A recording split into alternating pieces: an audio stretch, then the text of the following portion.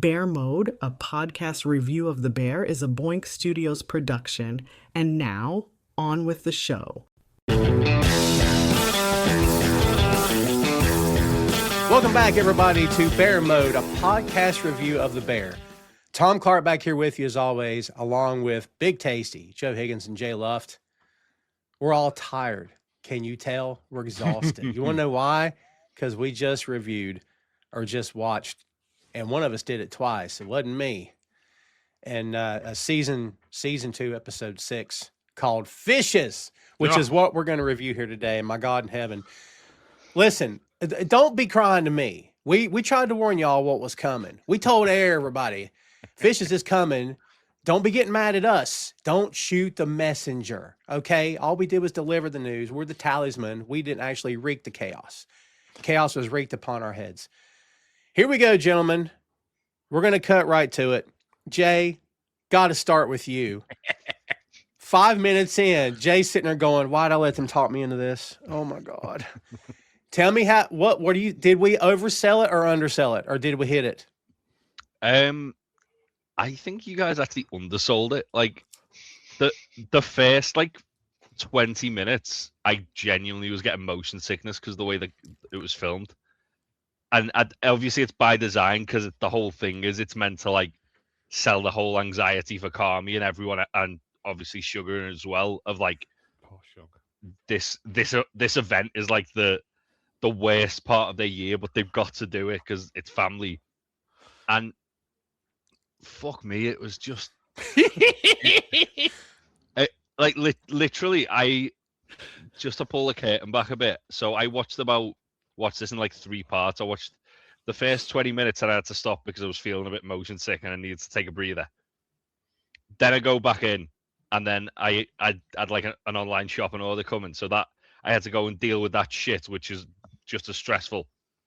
And then I come back to it, and it's the last 20 minutes, and it was just, oh God. Yeah. Wow, yeah. And who throws a fork? You're not allowed to throw forks. They said that to me. So, Joe, without asking you to dox your family, because it's really, quite frankly, none of our business, many families have elements of chaos. I'm not going to ask you point blank if you have it, but have you been in rooms where it's been there? This brought back loads of, I think everyone has this thing, don't they? At those family events that you're forced to go to because you have to. But it's that I said it's the first 20 minutes is stressful. And then I think you're going, right, well, we're at 10. Where can we go from here? And it goes to 11. And then the last 20 minutes, it literally just, it breaks the scale of, they should give this to people with low blood pressure. Instead of medicine, just make them watch this, because honestly, it's one of the most stressful things I've watched, because it's just the chaos of it is so true to. I think everyone has this of it'll be a when you have to go to a wedding or someone's birthday or Christmas or whatever. These no one enjoys them, so why do we do them? But it's a beautiful episode. It's legitimately a fantastic episode, but it's a tough old watch. It's a tough watch. Twice in a week. Yeah. Jesus. Yeah. Tasty, to Joe's point, in the first half, you got threw off a building. And in the second half, someone poured gasoline on you and set you on fire, because it just got exponentially worse. Thoughts going into this episode, man, about Fishes? I'm going to be a little devil's advocate. Yes, it's stressful. Yes, it's a hard watch at times. But I think there's a lot of, like Joe said, I think there's a lot of beauty in this episode as well. There is. There's some very tender moments. It does a lot of character work, a lot of backstory filling in. We get a lot of information, but it sort of sneaks. It punches you, but then it sort of feeds you a little treat at the same time. With the other hand, it's sort of here's a load of people being horrible, but here's a little bit of lore that you didn't maybe quite understand before. And we see some really pivotal stuff. We learn some very pivotal things here that explain a lot of things that we've already seen. And we see where a lot of we see where or who a lot of the trauma in the family comes from. Yes. God bless her. But we really get a good idea of fundamentally who the three siblings are as people, and sort of what makes them work, which I think, and like, as Joe said, like, I think the reason it sort of notches everyone's blood pressure a bit is because we've all been in situations like this. We've all been in a family kitchen at Christmas or Thanksgiving, or at a big event where there's some matriarch, whether it's your mum or your nan, like she's chained herself to the kitchen, won't let anybody help, but she's also cursing everyone out for not doing anything to help her, and she won't let anyone help, and it's like that sort of self-suffering, and there's the like the guy like Lee, Uncle Knobhead. Yeah, why are you even fucking here? Nobody wants you here. Nobody wants him there. Nobody. When Cicero's the good guy, it's hit the wall. Yeah, but Cicero's just an agent of chaos in this, isn't it? He's just walking around, just pushing buttons, throwing sticks of dynamite and walking off. Like, I don't know. I think Cicero's kind of like a cross of like an agent of chaos, but then also like an arbiter for reason later on. Yeah, he realizes that it's gone too far. Like he's not doing it like in a malicious way. He's doing it because it's funny to him, and then when he realizes, oh god, everything's going off the fucking rails. When your reaction in the room is, thank God Cicero's come in, shit was going wrong. He does a couple things in this episode that are very surprising, like very sentimental, that I actually loved. One thing with Richie in particular. You can understand why he hates Richard, though. Yeah, but he had an opportunity to destroy him in front of his wife, and he chose not to. But he could have. He's not a bad man. I mean, I feel like that's probably going to play into why Richie's not married anymore at some point. Oh, I tell you yes or no, but I can't remember. So yeah. And before we move on to talk about the episode, just talk about the episode as a whole. So Jay, you said like the way it was shot. So this episode's actually shot on 35mm film, to give it that sort of like grainy home movie, nostalgia-y, flashbacky sort of vibe. Mate, it's shot like the fucking Texas Chainsaw Massacre. I was watching this, and my girlfriend came back from the gym. I paused it like to talk to her, and she came in. And it was like a still of it paused on the TV. We had a big TV, like 40-inch, so it was pretty blown up. And she was like, "Are you watching The Bear?" And I was like, "Yeah." And she's like, "Why does it look so bad?" Because it's 5 years in the past.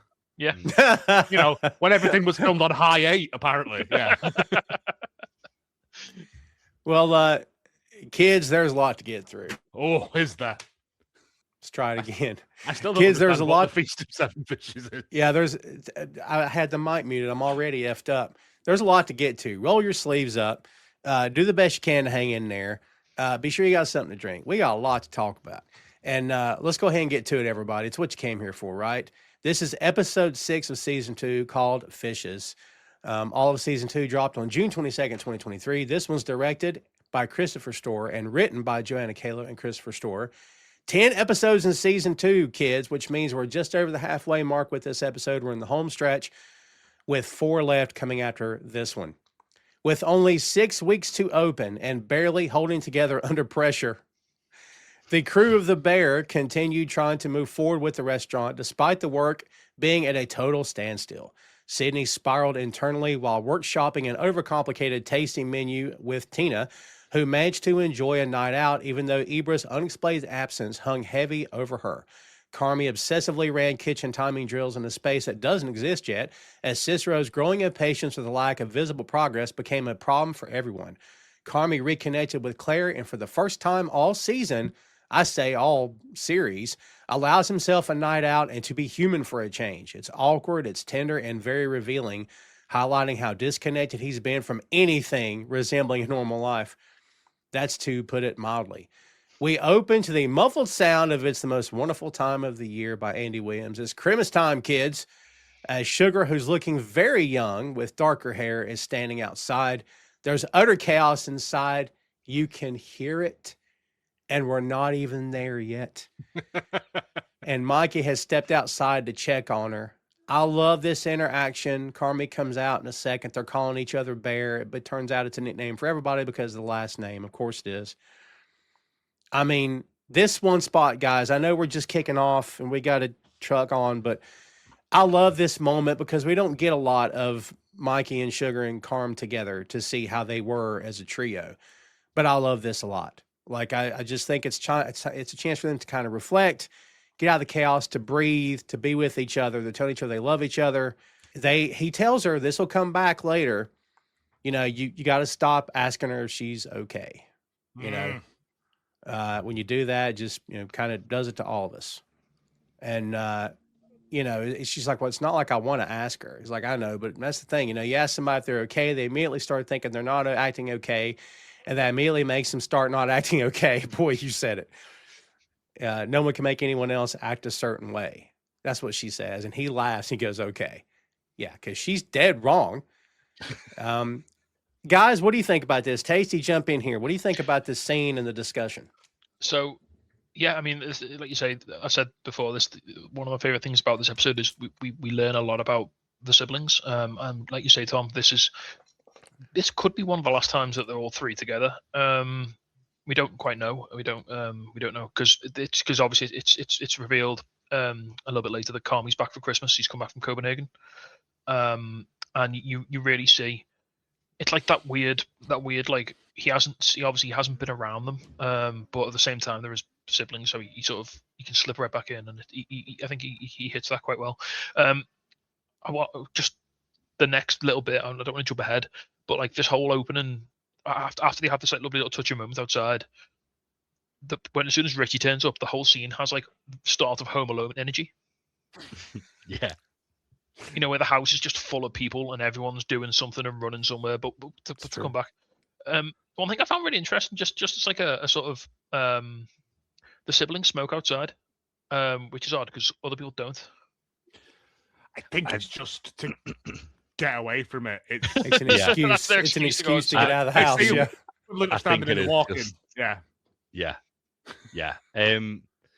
One thing that so you said obviously Ben about like Carmy being back for Christmas. It kind of felt like throughout the episode that like it might be that he's missed a couple of Christmases and this is the first time he's been back in a little while. As opposed to like he comes back every year for Christmas. It felt like there's almost a lingering assumption that he hasn't wanted to come back. And obviously that like Michelle kind of like sort of confirms that later on. But also like just the kind of the general hostility almost with like Mikey and the mum as well towards Carmy whenever it kind of is brought up about him like going away. It's almost like the bit that he's like trying to better himself. And I know obviously there's that bit as well where Mikey says, "Oh, Carmy, I missed you. Like it's good to have you back." And he's like, "You've got a phone." Can we just say how John Bernthal like absolutely kills it in this episode? I think most of the guest stars, like, everyone kills it in like, this. To be fair, the regular characters in this show, with the exception of Uncle Jimmy, are all kind of like overshadowed by like a lot of the guest stars in this episode. In particular, obviously, Mikey throughout this episode, there's like, so as you said, Jay, there's this almost like sort of horrible duality to him. Like he's trying his best to keep Carmy away from what he thinks is clearly a very destructive force in his life, but at the same time, he's also terribly sad that he doesn't get to be around him. I feel like the way Mikey's kind of, and obviously with addicts, like they do try and hide shit like that, especially from the people closest to them. And it feels like that. It's like almost like he doesn't want Carmy there, not so much because he doesn't want to like bring him in because he knows he's going to improve it. It's more because he doesn't want him to see him in his everyday life. He doesn't want to see him fail because he's his big brother, and he needs to be the big brother. He needs to be the one who's protecting him and the one who's like making everything better. And he doesn't want Carmy to see him on his ass, basically. Yeah. Whereas like in like seeing him once a year or once every couple of months, Mikey's got the opportunity to prepare himself and to grandstand and kind of like use all the smoke and mirrors he needs to sort of hide the fact that he's clearly not okay. And for a lot of this episode, Mikey is sort of wheeling and dealing in confidence. He is hosting. He is like busting bull. He's Richie. He's Richie in season one. Literally, it confirmed my theory from the first season when I said I feel like Richie's trying to fill Mikey's shoes. He fucking absolutely is. Oh, For he's sure. looking when he's telling the story. He's sat there in awe of him, like he you know, he loves him in that way that a man can, like, and it's his connection to him. That's why he was so reticent for change. It's all of that stuff because it's keeping Mikey's memory alive, and that's why his personality. And someone changes. made a point. I don't know if we ever talked about it, but I've seen someone make this point, and I think it's very true. The reason that Carmy puts up with Richie being such an asshole, especially in season 1, is because he is the last little bit of Mikey that's left. Like he sees his brother in the way Richie is acting. I think as well though, like the other side of that is he kind of like realizes they're both going through it together. They both know what the other's feeling. Because they both lost someone they love. Yeah. But for very different reasons. Yeah.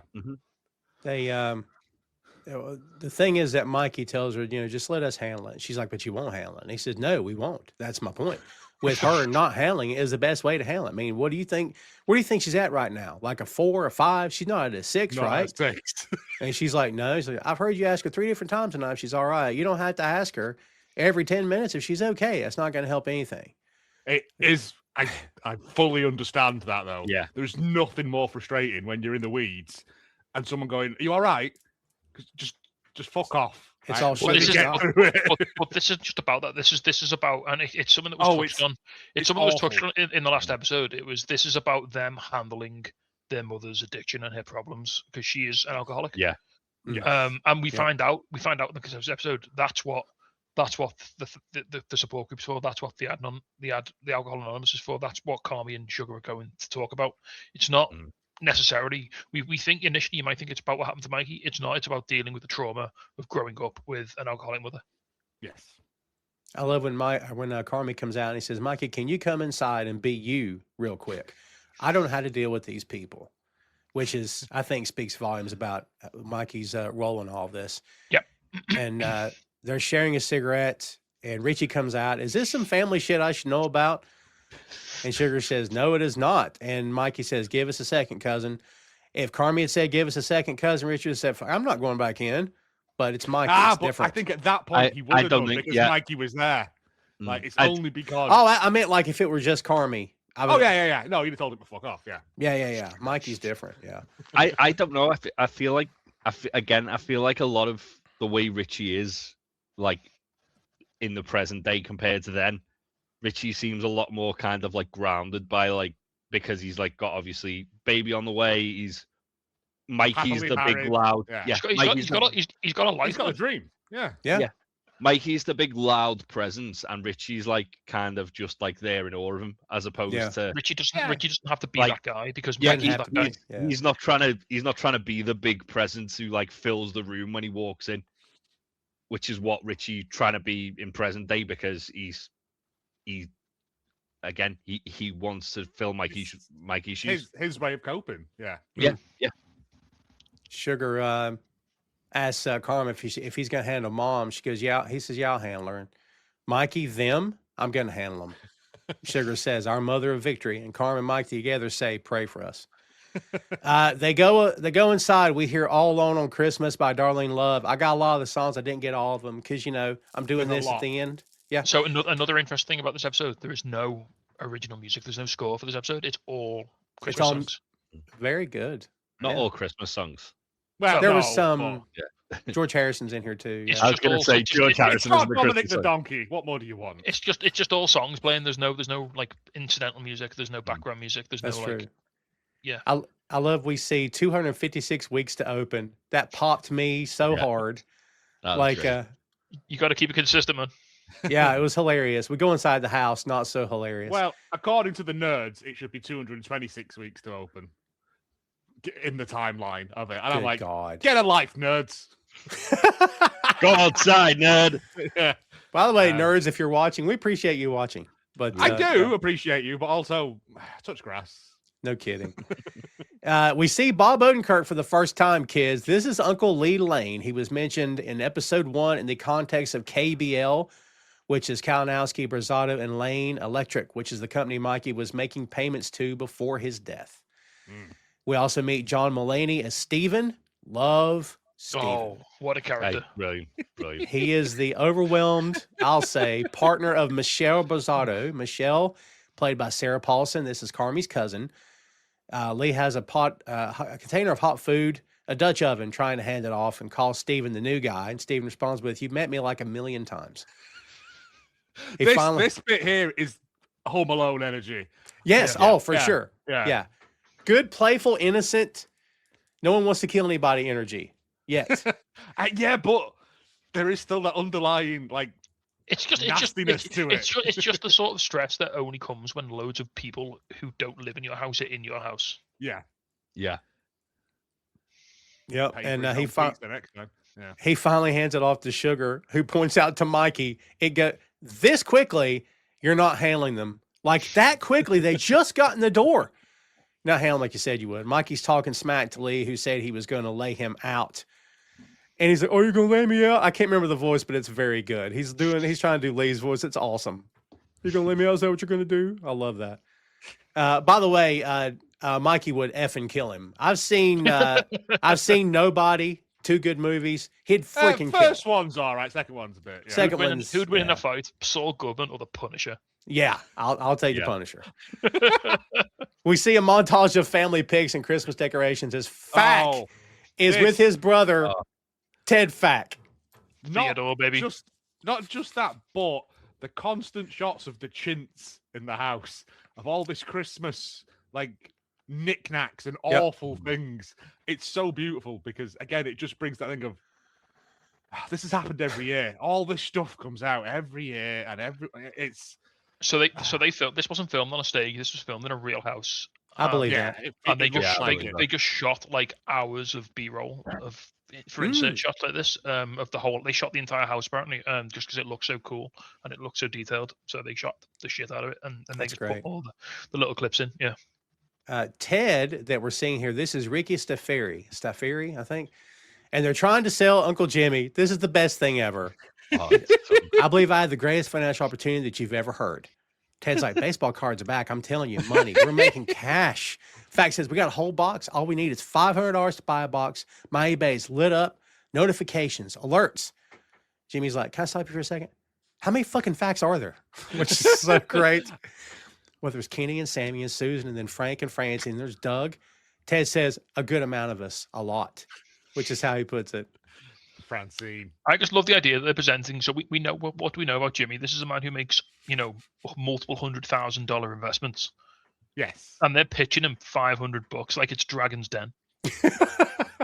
Yeah. It's got very big Hitchcock and Scully energy around it. So You good. could make $1,500. Like the Jimmy's underwater casino. He's probably got $500 in his pocket. I Yeah. love the way as well they're wearing matching outfits. Well, they Yeah. got 'em Yes. from was it Cole's Cole's Smart? Cash. Yeah. Yeah. It's Yeah, just Cole's fucking Cash. Yeah, he said turn it to 1,500 within a couple months. You're like, "Oh, that's impressive." Yeah, they're naming off the players. Jimmy goes, "Oh my God, tell me you got Mickey fucking Marandini." He goes, Of course we do. They're all in the box." And at that point, Jimmy's playing along. He don't give a shit about this. No, he's just having. Oh my Again, God, tell he's me you just- got. Yeah. He's just just fuck with him. Yeah. That'll kill 10 minutes. Yeah. Facts like, I'm going to call him Fat, but I guess I need to call him Neil. But we need $500. Jimmy's all excited. And he goes, "You got Marandini?" And he's like, yeah, we need 500. It's like, Ted goes, "Copy and paste." I don't know why he threw that in there. He's like, "Well," he said, "time out." He said, "Hold this so I can slap you." And he slaps Ted. Stupidest fucking idea ever heard. Merry Christmas. But the next line, it just proves the resilience of the Fack family. Yes. Do you think he's in? Do you think he's in? Was that a business Was that a slap? business Yeah. And they're like screaming and celebrating. They're so happy. I do They're love the fact toasting. We've got like the facts in there as like just a bit of relief from like the actual trauma that is the rest of the episodes. It is the peaks and troughs thing of Yeah. what the bear does, but both of them are so good. Just it's Fack times 2. Like It is. Yeah. We hear "Merry Christmas, I Don't Want to Fight Tonight" by the Ramones. And when it kicks in, we're off to the races. The timer starts. I counted the timers. There's 487 of them. I don't know. But it seems like there's at least 487 timers in this episode. There's a lot of them, and There's they're a all lot. covered in shit. Yeah. But this is the way they frame this and the way they shoot this and the way they sort of show it. It goes back to those scenes in the kitchen in season 1 of the bear. Of the beef, where like shit's getting like spilt on the floor and like no one's cleaning anything up and like everyone's just trying to get everything like there's no organization, and it's the same. It hits that same like anxiety of just like everything's like we're 5 seconds from disaster here. Well, it's the of all the previous episodes of this season, all the food has been precise and thingy, and when Dee Dee's cooking, it's chaos. Like when she's shelling them lobsters, it's just it's awful. It's like a war crime. Yeah, she's chinned about 2 bottles of wine by that point. Yeah. Yeah. Oh, I know. least And half she's a been bottle stood in of a sweaty tequila. kitchen all day, so that's 2 bottles while she's been cooking. Not including prep, because that's half a bottle of vodka goes down the sink as well. Yeah. This is Jamie Lee Curtis. Tasty, did she win for this? I'm assuming she did. Oh yeah. Yeah. She should win. I mean, if they could give it to her again, she should get it again for just this. Because so good, so Dude, horrible. this was the girl that danced the striptease in True Lies, and not just because she's been in everything. That's what I'm saying. It's not just because of the age difference, but this is a totally different person. She inhabits Acting. Yeah, she's great. I think, isn't it? I remember reading. It might be on the thing, but she was a fan of it, and as soon as they like described their mother, she was like, "I want to do that. That's the role for me." It's great. So for this episode, Jamie Lee Curtis won Outstanding Guest Actress in a Comedy Series, and John Bernthal won Outstanding Guest Actor. Awesome. Yeah, justified, because she's tremendous in this. Like, she pops up, she absolutely nails it, and then spoilers, you don't see her again for a while. But that's a big spoiler there, Joe. Dang. Yes, she's going to reappear. You know she's going to reappear. Oh, but yeah. But it's just so. It is that, like you were saying, it's that matriarch of, I'll do it all. Nobody ever helps. You go and help. I don't need any help.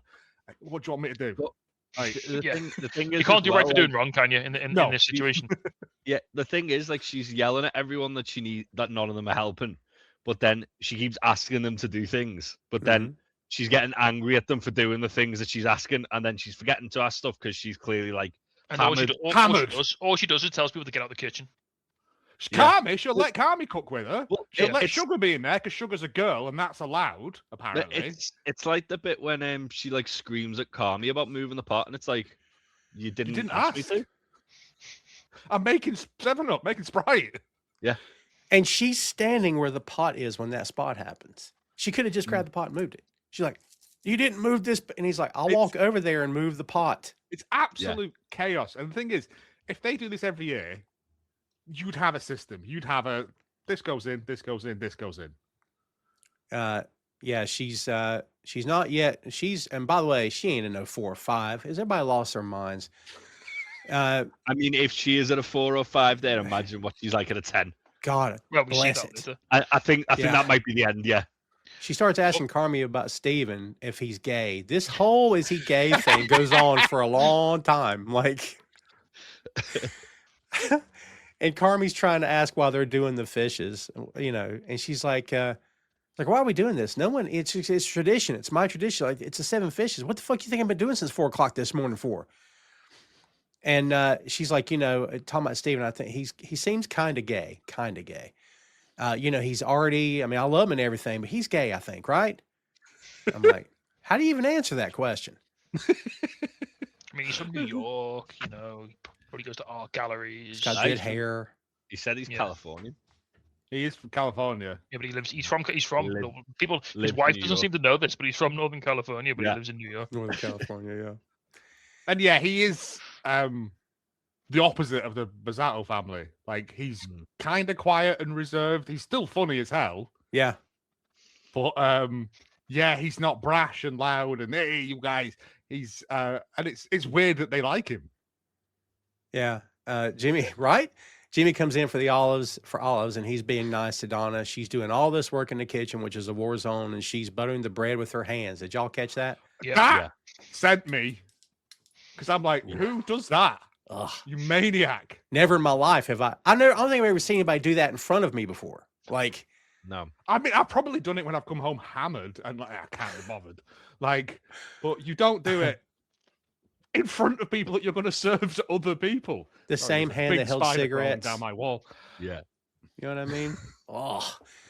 The facts come in, and that's when you can really see they're dressed the same. It's the best thing ever. They're asking about skateboards, and they want to sleep over. I love that. It's so good. So basically they got Big Neil got them skateboards for Christmas, and they don't know where someone's hidden them on them because they don't want them skateboarding around the house, obviously, because that would Oh be man, I disastrous. missed that whole thing. That's great. I Yeah. love the fact as well. Like, she just screams at them, goes, "You can't sleep over tonight." It's Christmas. You can't sleep over at Christmas. I just love the idea. So so Neil Fack, like obviously Matthew Matheson's character, they're not the most like mature people anyway. But I just love the idea. I love the idea that whenever they go to the Bizarro house, they just become teenagers again. Like Yeah. that mindset. Well- Like that's where they spend their childhood. You know what I mean? That's like whenever they go there, like Donna's their like surrogate mum. Yeah. Whenever they go there, they're back at the school kids again. Aren't they? You know, they want to ride skateboards and buy baseball cards and sleep Top- over. And Yeah. Well, Neil got them, but they think Mikey's hidden them. Yeah.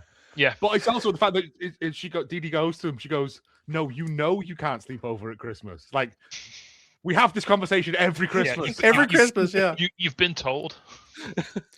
If we ask again, she might say yes. They're just eternal optimists. I love They it. are.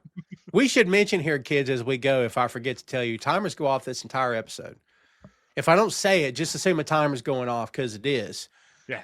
It is Just add relentless. to the And nothing's written down. There's no when you're doing a big meal, you have like your timings yeah, written you down. have your like prep doing- list. Yeah. She just has a million timers. So what does that time mean? Put the lobster in, take the bread out, put the bread in. She take doesn't know. There is a turn the moment gravy- where she's like, I need to take this out, then that goes in, and then that's like, and then she doesn't do any of that because the timer goes off, and she just I think Carmy has to say to her, right, we're making space in the oven, right? That's what we're doing. yeah, She- it's yeah. Let's do that. And She it's like, panics Oysters about the cake. Rockefeller. Ugh. We're getting, this is where we got my mind set on you by George Harrison, one of his best songs of all time, I think. And we're getting there's an issue with the cake, and she's upset about that. Mikey tells Ted, "You're a grown man. Why are you looking for a fucking skateboard?" Which is great. Mikey tells her to let Carmy help her. It's all he does, and Carmy thinks it's a shot. And he tells Mikey, "You're the guy that started 100 different businesses that don't see them through." Mhm. And Carmy's like, "Okay, this is why. That's why I didn't want to come home. This is why." And his mom looks at him in the face and says, "Fuck you. My mom on no planet would ever look me in the face. Ever. She'd see herself dead first. I'm just saying." And he's like, "What the fuck? What?" And she goes, "Why would you fucking say that? It's fucking Christmas. Why? Why you say you didn't want to come back?" It's like, "Okay, whatever. Okay." And Mikey's like, "Whatever. Okay." And then Mikey, out of the blue, says, "We're very happy you're home, Carm." And Donna goes, "Yes, we are." And I'm like, y'all are some passive-aggressive people here. This is It's insane. so. This is like the first moment where you go, "Oh God, Yeah. it's gonna be chaos." I can handle, like people everywhere. That's fine. But this needling. Yeah. Oh no. It's why you're not married yet. It's all that. And it's that thing, isn't it? It's like they know exactly because they're all friendly. They've all known each other their whole lives. They all know exactly how to hurt each other. Like Oh, 100% what button to press. Yeah. Mm-hmm. To Says, not to immediately go to 100, like just to needle them, just to wind them up. yeah. It feels like as well though, like Carmy's like on the back foot. Like whenever anyone says anything to him, Carmy instantly thinks like they're scheming or they're up to something or they're just trying to fuck with him. But Especially again, Mikey. I think that's because as well as like is Carmy the youngest out of the three? Yeah, well, he yes. says they used to always argue, like him and Richie and Mikey and all that, and Fack's like his best friend because they just didn't. I think it's a combination of him being the youngest and always maybe being picked on and maybe like not being like bottom of the pecking order, and also he's spent the last few years and we saw what his work environment was like. It was very competitive. He's got that sort of like not competitive mentality, but like sort of you've got to win at everybody else's expense sort of mentality that he's developed, and so he sees everything as a threat now because people are coming for his position in the kitchen in his job. It's like, we're all very fucking proud of you. We all really fucking love you. And he goes, I'm not a fucking baby. And stop being a fucking pussy and say the words. Just say the fucking words. Donna says, say the words. Carmy, come on, just say the words. And Donna's like, just say it. And Carmy goes, I love you. And that pops both of them. Mikey's like, thank you, thank you. And they both thank him. I'm like, what is going on right now? Oh my God. You get this, like, this is, again, John Bernthald's fantastic in the scene. Like, he just rides that line between, like, you're never quite sure if he's going to tip into, like, threatening or if he's going to burst out laughing. Yeah. Yeah. It's very good.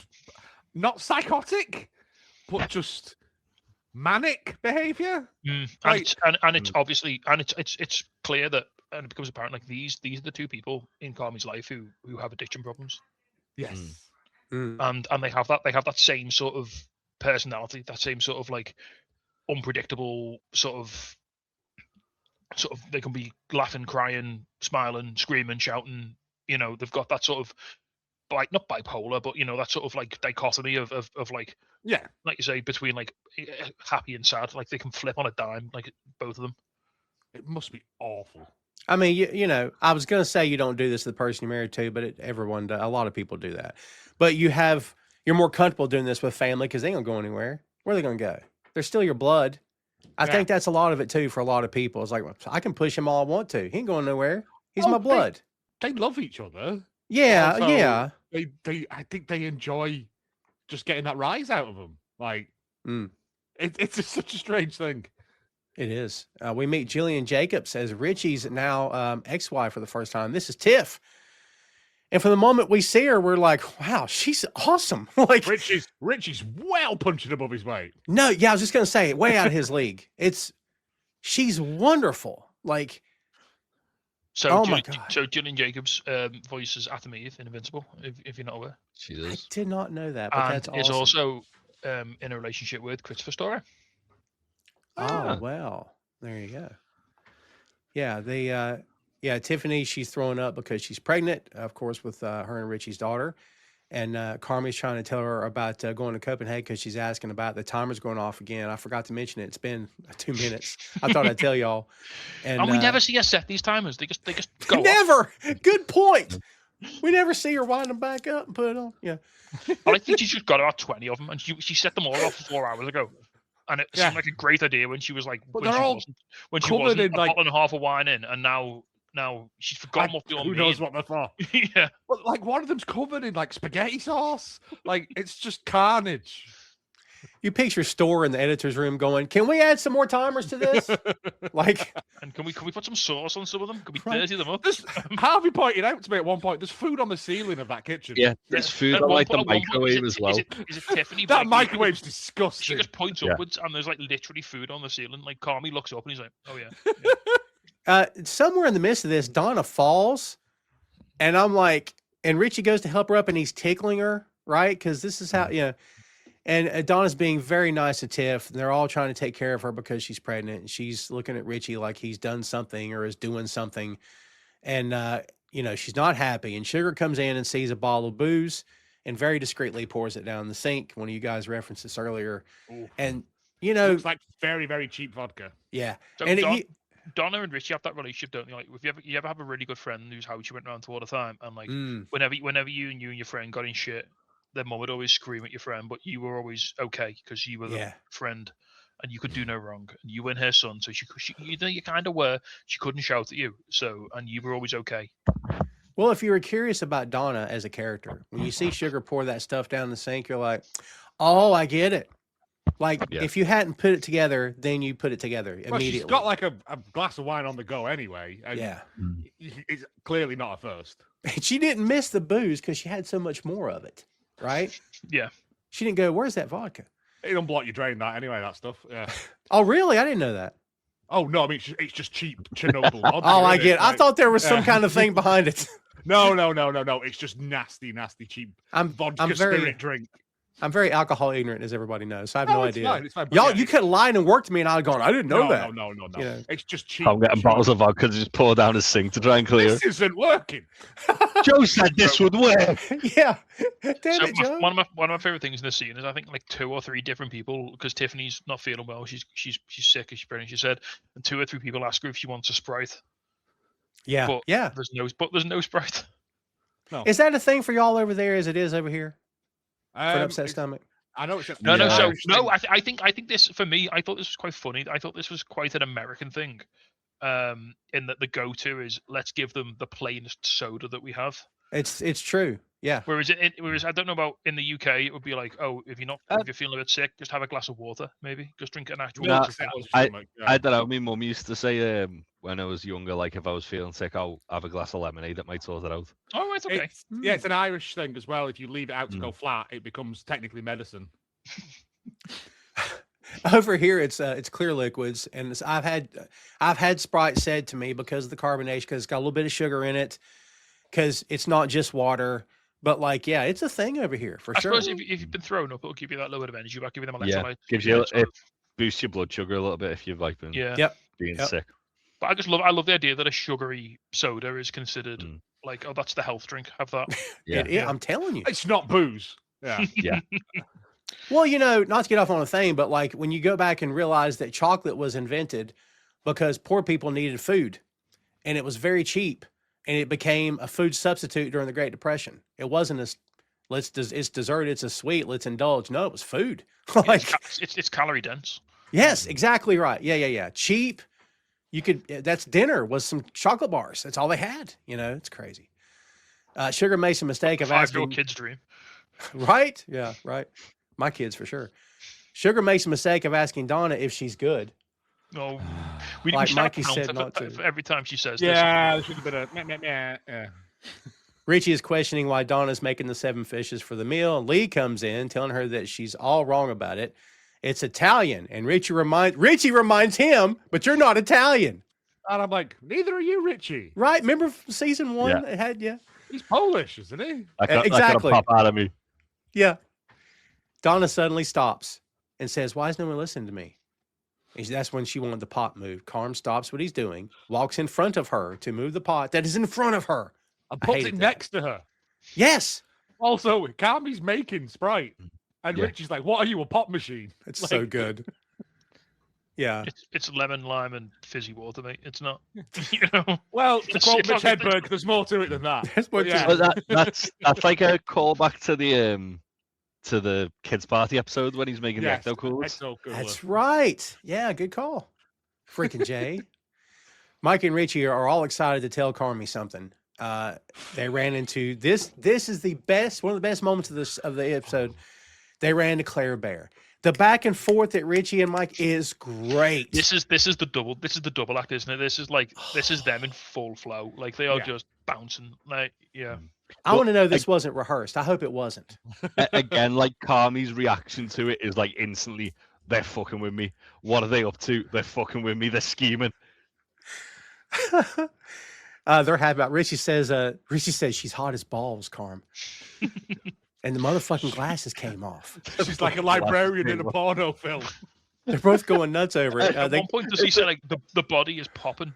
Yeah. Yeah, and then Carmy goes to Richie. Richie, you're married. Why do you care? They call her a legitimate fucking wizard. I don't know why they would call her a legitimate fucking wizard. Because she, what was it? She teaches CPR to differently abled people. Like, But it's He's in med school, dude. it's interesting, isn't it, with that? Because I think they're saying it and Carmy thinks they're fucking with, but I think they genuinely like they're genuinely like thinking that they've done a good thing for him here. Yeah. Oh, yeah. Yeah. Like, put a word in Like, here. Yeah, they in their heads they're like, oh yeah, Carmy's gonna be so happy. We're Hooking him up here. We're like hooking him sorting up with out. Claire. He's crazy With- about it. With quote unquote, she's not chubby anymore, they say as well. So I don't know what that means, but Well, it's clear that Yeah. there's a moment as well where they go, because of those drawings you did. And I'm assuming at some point Carmy was like infatuated with her as a kid. And I've just got visions of, in Napoleon Dynamite where he draws that picture. Yeah. They even call Stevie in to back him up. Stevie makes the point to tell him about teaching CPR to differently able college kids. Richie says, yeah, like, is that like FAC, like Neil? Like differently abled? And Steven says she's a deeply good person. I think Mikey says the word boom like 4 times through this conversation. Yes. Yeah. Boom every time something's said. Well, it's interesting because like when Steven and Carmy are just like alone at the end, Carmy's almost like, wait, are you guys like for real here? Yeah. Like it's not like you're trying to stitch me up or anything. Because Yeah. Stevie's a nice person. Yeah. I mean, there's no amount of love I Well- could share for a woman that would make me go to that house. But the thing is though as well, like which is crazy, is you look at the way they've embraced Steve, and then like you look at the way they treat Pete. It's like night and day. Yeah, 'cause, dude, Pete's a fuck up, man. Shut up! How dare you? He does bring the tuna casserole and everyone. I brought love another Pete. fish. He And did we fuck that up. assholes. But No, but in I think it's general, just like because- it's all shitty to him. oh yeah.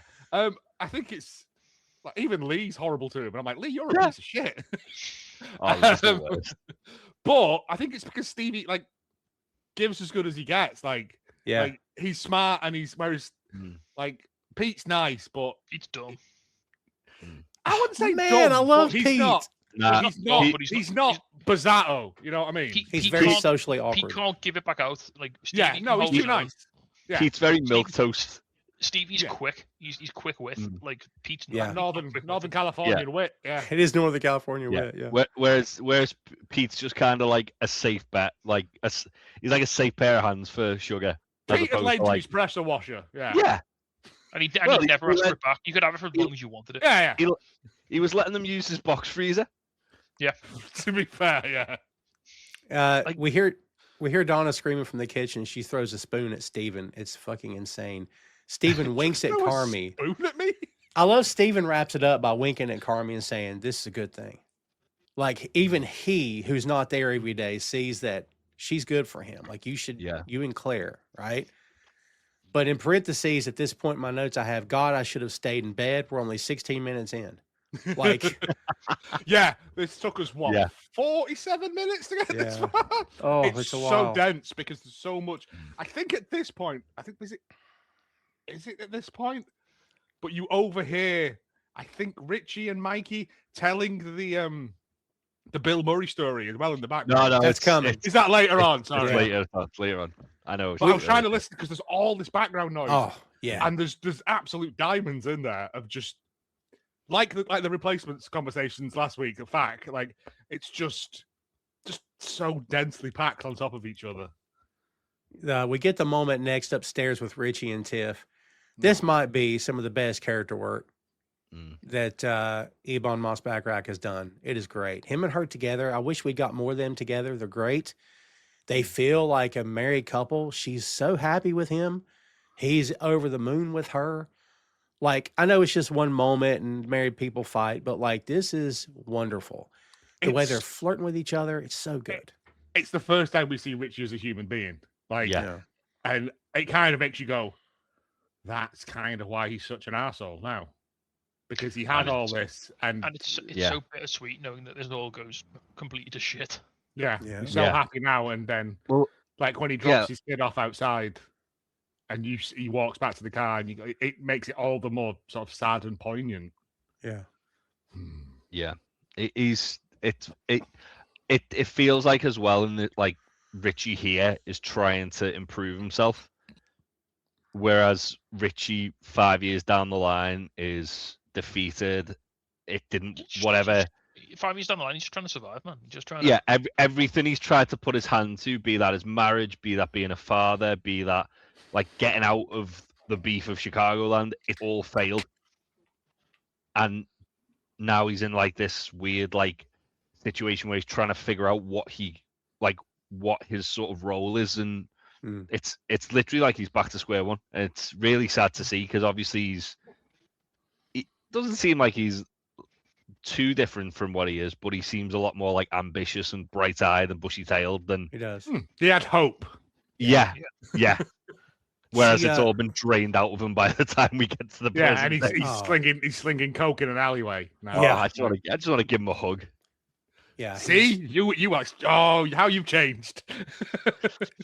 There's so much more. Oh, I can't. Oh, I can't tell you. No, I was already like from the first episode of the season, like I was on board with Richie, but like this is kind of like cemented it, seeing what he was like here, and then now it's like, oh man. Eventually, when you get there, if you don't have a moment of watching Richie, I don't want to give it away. If you don't have a moment and look at your TV and go, oh my God, wow, I'll be shocked. Like, yeah, that's all I got to tell you. I want to tell him. It's the great thing of show don't tell. Like, you don't have to go, oh, I was happy back then. You can just see it in this. They're just mucking about. They're just like, it's a lovely scene, and well, and especially after like that moment of calm, like where she's gone to lay down, Richie's gone to check on her. It's just a nice moment between a husband and a wife. After like the fucking 15 minutes of just bedlam beforehand. Also, I love her bedroom. It's proper Del Boy. It's like there's just a stone jaguar. Like, is that a leopard? Of course, it's a leopard. Donna's bedroom. Of course, it is. I thought it was a cheetah.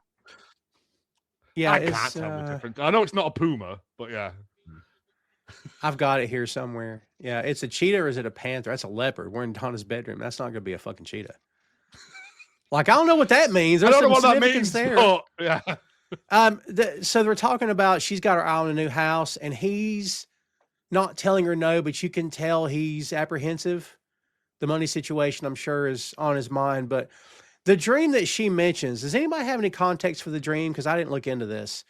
She had a dream that... she had a dream that they were both only wearing all green clothes. Uh-huh. And she bought loads of clothes for the baby that were all different colors, but when she got them back, they were only red. Yeah. I just didn't know if there was any... It feels like it's a metaphor for the fact that like green for go, like they were all like looking forward and excited for this future, and then the babies come along and it's kind of like been the first sort of like red flag sort of thing.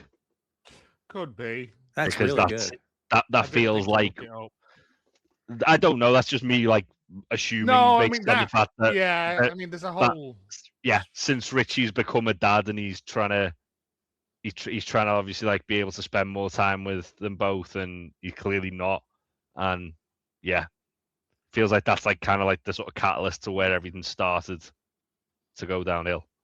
Well, they're talking that they both have to not be like their parents. Richie says, well, you're not a psycho vampire. And Tiff cuts him off, alcoholic bitch, like no offense, but vindictive. And he's like, no, it's accurate. And he says, plus I'm actually here, which is also that's a start. You're going to be such a cute dad. And I really don't want to throw up again. He goes, you don't smell like barf. That good. I chug Listerine. The upside of the barf is that you get some peace and quiet. That's a great line. There's loads of good lines in this episode, to be fair. So do you think Donna's going to kill me if I throw up on her robes? Because I don't think she'll notice. And they're just so sweet together. Oh, I hate what happens to him later. Like, and he's so sad in the first season, Back downstairs, Hurricane Donna is still wreaking havoc. She's dropped something and is yelling and cursing. Lee stops to help her and asks her if she got the thing he sent. He says it's a bulldog and it's a piece of shit, but he needs a realtor. She wants nothing to do with it. She's very polite. Mikey comes in and asks, are we really going to do this again? We don't get any explanation here, guys, but I'm assuming that the last time he tried something like this, it did not go well with her. For whatever reason. I mean, I'm guessing based off this that Donna used to be a realtor. She's clearly got substance abuse problems, so that's probably why she isn't a realtor anymore. And it almost feels like Lee's trying to sort of like throw her a bone. Like even the way he's like, oh yeah, it's kind of like a shitty like thing, but you'll be able to do it. You do this for me, and to take advantage of her. I don't know. I don't like Lee. What's the he's a fucking slime. To men like him, the building society books of women like you make fascinating reading. Yes. Yeah, he's gonna knock your block off. Unkirk, by the way. My block. Great He's performance. Oh, he's such a fantastic in this sleazy. Like I episode. say, he's such a sleazy piece of shit. Like He could, he's- him in those horrible 70s porno glasses. Like, Yeah. just immediately just go. Yeah, triples his best. And, Like, and he doesn't live in a hotel. He's so good in this. Because for a long time, the first time I watched it, I thought he was like Donna's boyfriend. Yeah, me too. It's only when I looked at the thing and it's like Uncle Lee, and I was like, "All right." So I'm assuming their dad's brother. I'm No, guessing. so he's described only on the Wikipedia page as Donna's on and off boyfriend. And Right, just so he's not an uncle. He's like an uncle. Right, He's your right. uncle, as in Right, yeah, your because I was like, Mikey says something about like filling the dad's shoes. oh yeah. But it could Later be on. brothers. It could be yeah. But yeah, I assumed that like because obviously like in the first season, Cicero talks about how like the dad and him were quite close. I felt like they were like the three of them maybe were friends or something like that. But then the further in the episode you get, Cicero clearly fucking hates him. Oh, Yeah. Cicero fucking despises him. So it's like, no, maybe not. I wouldn't want to be on the wrong side of Jimmy. Yeah. Richie comes down the stairs next, and this is the moment between Richie and Jimmy. And again, Richie is he's a real human here. A real boy, as Joe would say. Yeah. He's just And Jimmy's like such a dickhead about this. he is big Such a time. fucking arsehole. And again, man, even amid the chaos and the devastation of this episode, they still find time 4 or 5 times to just get 2 characters alone together and just do some real good character Like- work. yeah. Some real Like good. Yeah, like you The- said, like the bear thrives in those quiet moments. Yeah, this is where you've got Mikey telling the Bill Murray story. Is as that well where in it's the on the background. bills? Yeah. Yeah, because so basically it's Richie's asking Jimmy for a job, but he's doing it like, and he's like, "Oh yeah, you said we'll talk later about that," and he's like, "Oh well, I suppose it is later," and then he says it really loud, and he's like, "No, shush," because obviously he doesn't want Tiffany to hear. And Richie's really trying to like swallow his pride over here and like sort of manage Richie's feels the most sincere he's felt. Like the only other time he's felt this sincere about something is when he's like sort of like open up to Carmy about like not knowing like what his purpose is. Yeah, I think this is one of the only times we see Richie like actually scared. Like he's worried for the future. He's like, Yeah. look, I'm gonna be a dad. I want a better life. Yeah. for my- Provide. Yeah. You know. And he's He literally, like, he's opens prepared to up to swallow them, his doesn't he? pride and go to Jimmy and be like, "Come on, help me with business things." Yeah, he's telling him, I don't want to wrap sandwiches forever, and Mhm. I don't want to work at the. You got? Did it occur to any of you guys? I wonder if Mikey heard this. Would he be okay?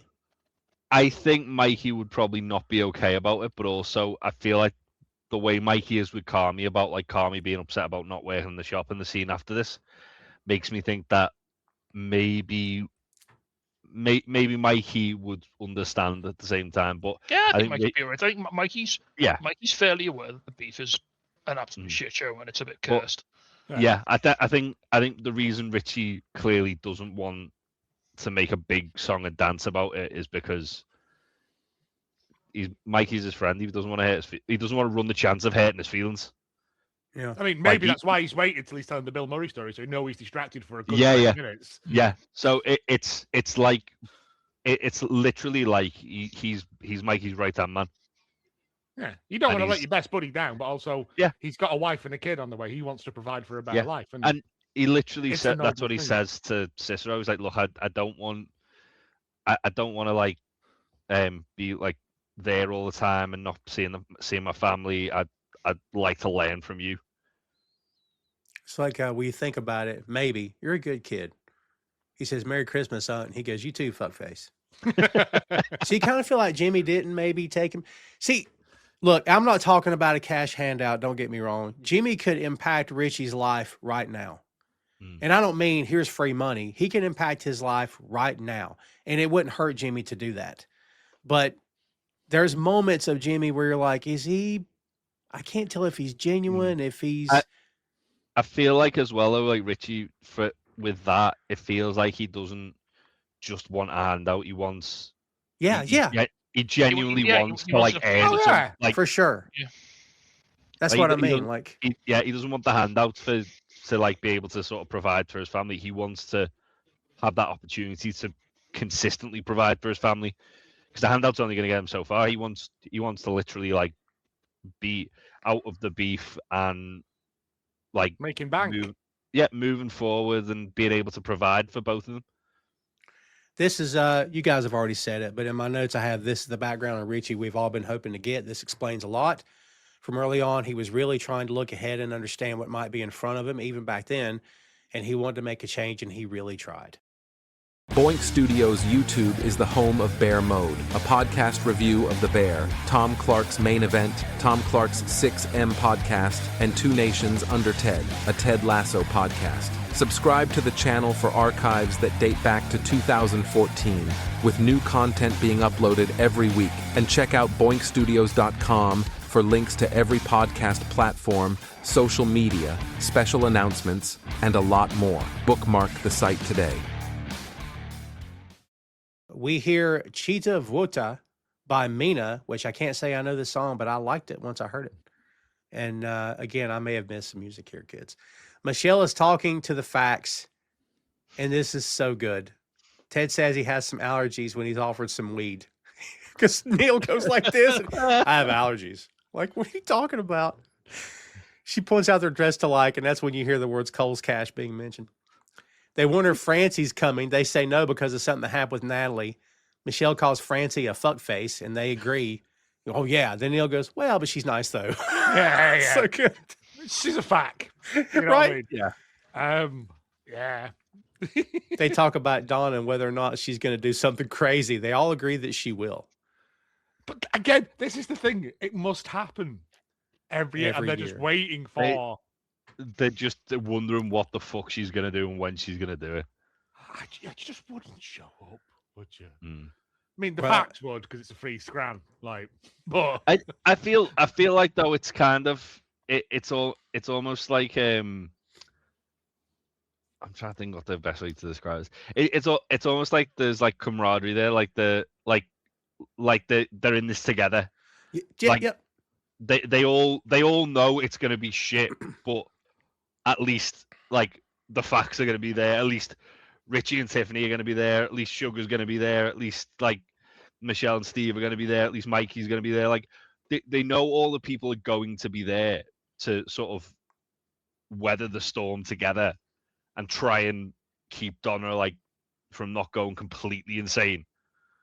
It's like shared trauma, like they're all in a POW camp or something. You know what I mean? Like, yeah. Joe, the spot with them cracking lobsters is coming up in the kitchen, and Donna's drinking the entire time. She's really getting hammered at this point. They're really putting over the fact that she's really starting to feel it. She tells the story of Nat adding a cup of sugar instead of a cup of salt to the gravy. How much gravy are you making? You need a cup of salt. This is the thing though as well. Like, so she's like saying she's gonna tell the story to try and distract Natalie, and then like she's like, "Oh, we've all heard that story," and then like clockwork, Cicero comes and goes, "I haven't." He's just such a fucking shit there. Oh man, said it made the gravy taste like a wine punch. She's dropped this thing, and like she drops a glass, isn't it? And like Sugar's sweeping the floor, picking it up. Yeah. Like, and she's still treating her like. And that's the thing I forgot about it, is like her mum kind of hates her. Well, at the end of the day, like she's the person who's telling her she needs to stop drinking. She's telling her to stop doing the thing that she's addicted to doing. Yeah. I know, but it just it kind of hurt me a little bit. Yeah. Another great moment is coming up with Steven playing CeeLo. It's a dice game with the facts. Oh, brilliant. This is so great.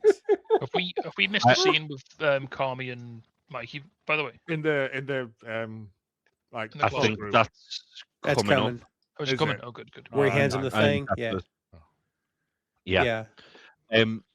I love the fact that while they're playing the game, they're pitching the baseball cards to him, and he's like, "I have $500."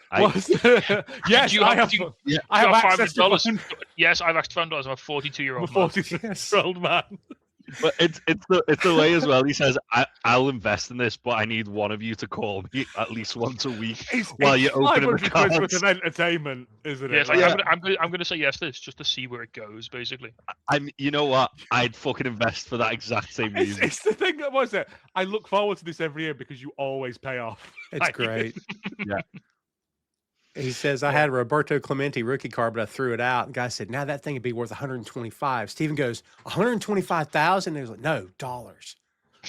Like, dude, come on. I threw it out. It was behind glass, which I didn't understand. Like, I surely that would make you think it was valuable, but right? No, but the dice Oh, he's thing just as well. fucking with them. Like, I don't know that dice game, I don't either. but No. the fact that they're all playing it. Both the facts are playing it by different rules. Yeah, no idea what they're, yeah. They both think they've learned it, but like yeah, it's a different set of rules for both of them. It's the fact that Ted's basically telling him to like play the way to play it by going, oh, you should try and roll this because clearly Ted's threw some weighted dice in there. I've been in a card game, not like card, but like Uno or something. And halfway through it, is that how you're supposed to play it? It's how I've always played it. And you Google it and you're like, God, that's not how you're supposed to play it. No idea. Oh, no I've been getting it stacking. wong. Can't stack +2s according to the rules, but everyone Who does. knows? Everyone does. So you make your own rules. Cowards. Yeah, Right? I keep doing it. it's a source of much contention. This is the scene you were mentioning, Tacey. Carmy goes in the pantry for saltines, and Mikey says, "You're acting like a saltine." He's upset because Mikey won't let him work at the restaurant with him. He doesn't think Mikey gives a fuck, and Mikey is deeply offended. And Mikey is deeply offended. Deeply. You can see it. He's like, I give the biggest fuck. And he says that from his heart. That's not just something goofy to say to his brother. He's very offended by that. And, another timer, by the way, kids, in the distance. And Donna screaming in the kitchen. This is where Carmy gives Mikey the gift. It looks very familiar, guys, because it's what we know now. The front of the new restaurant is what he's showing him. And he's pitching it to him. And he's like, Mikey says, it's a home run. That's what he tells him. He says, I want to do it with you. And he says, Mikey's going along with it. Did you notice the music is just building as it's like building up as they're talking? And you're like, that's weird, but it's building because Mikey in here is like, I'm not doing this with him. I can't. You know what I mean? Like, I read it to be Mikey knows his clock's ticking because I don't know. Is that what you guys thought too? So because Yeah. Carmy says to Mikey, like, we could do this, and Mikey sort of like nods along, and he's like, yeah, and but he doesn't commit, he doesn't go all in, he doesn't like, there's no enthusiastic like consent. And then Carmy goes off on his way, and then Mikey breaks down, and yeah, the same. I read it the same way as you, Tom. It's like he knows he's not going to ever manage to make. He knows how much of a hole he's in. Yeah, he knows. And then so that got me thinking, like, was that the point then when he started putting the money in the cans? So he's like, when I'm gone, Carmy can do this. Like, he can't do. I'm going to drag him down. I'm no good for him. Yeah. I'm a fuck up. I'm in the death. The restaurant's failing. Like, did that tie into his suicide? It was at that point, because it's sort of like the feeling I get here is like it's the heartbreak, Mikey's heartbreak at knowing that like this is something he knows he can never have. Yeah, I think only based on something Lee says later in the show. I think, later in this episode, I should say. I think he's already got it in motion, which is why he gets so emotional, because Carmy's pitching in this idea of what he wants to build. And Mikey's like, well, I'm going to leave you that, but I'm not going to be here to see what you do. yeah. Because either he doesn't trust himself to be part of it, or he knows that, like... I think Mikey's very self-aware with like the way he is with his addiction. Like, I think he knows, oh yeah, I am, but if I like when he's walking around with the blanket over him and Richie looks really concerned, and like I think it's the next scene or the scene after, and like he looks like when Carm goes to get the saltines, Mikey's hiding in the pantry. Like, clearly he's probably just took something, or he's just trying to like get his shit together and have a moment just to sort of like get a breather before he has to go back to being Mikey. I think he just wants to like not be on. like because Yeah. he's the guy, isn't he? Like for the rest of the every time he's in the room with people, he's got to be like Richie. Eventually, As Carmy said at the start, can you come in here and be you? Yeah, he's got to be the biggest, loudest guy. He's got to corral everyone. He's got to sort of keep Yeah. the morale up. He's got to, again, as we said, as Carmy says to Claire in the last episode, or as Claire and Carmy say to each other, the experts at corralling sad drunk people, and like he has to go back and do that as well. Yeah. And yeah, it's just this is the scene I was talking about when I said in the chat that this is the scene that broke me on the second watch. Like this really hit me really hard. This scene because it's so, and John Bernthal again, he just acts the fuck out of it, man. He really does absolutely kill it. Like Jesus Christ. Yeah, this is where phenomenal. Mikey says let it rip to him here too. Yeah. When Carmy has to go back to the kitchen. When he comes back out, it's 9 seconds or whatever it is, and Mikey's gone that quick. He's gone that quick. He's already, there's no follow up because he can't follow up. He can't handle it. He can't emotionally handle it because he can't tell his brother.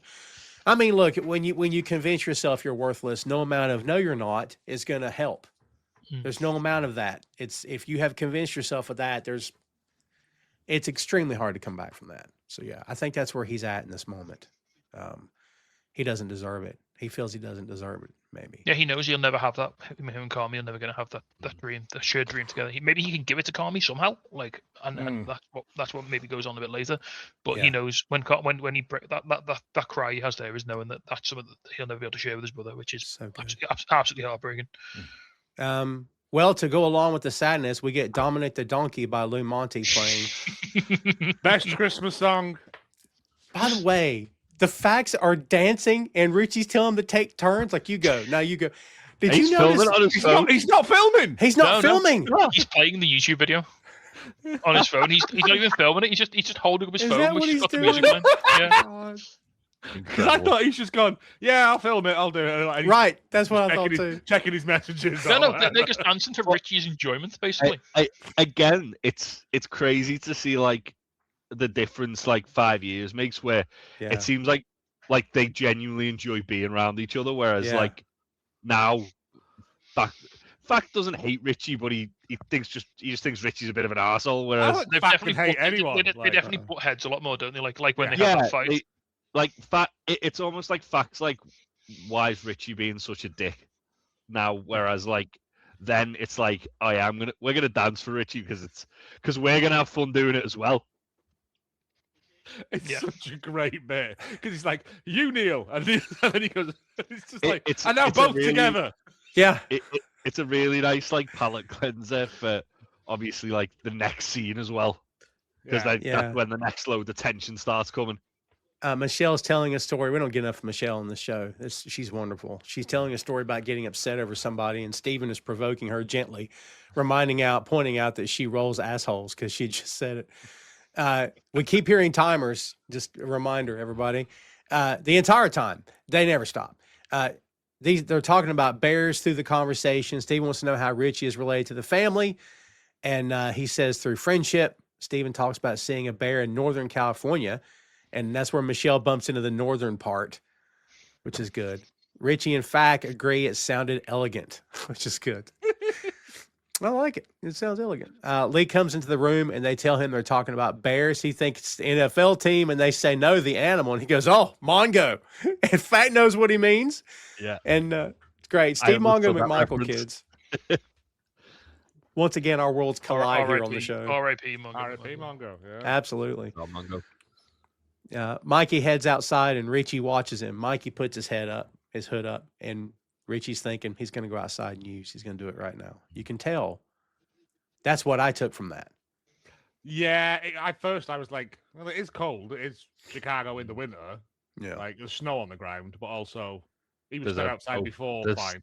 There's like an open fire as well, isn't there? Yeah. I feel like he was either on the come down or like he was getting withdrawal, maybe.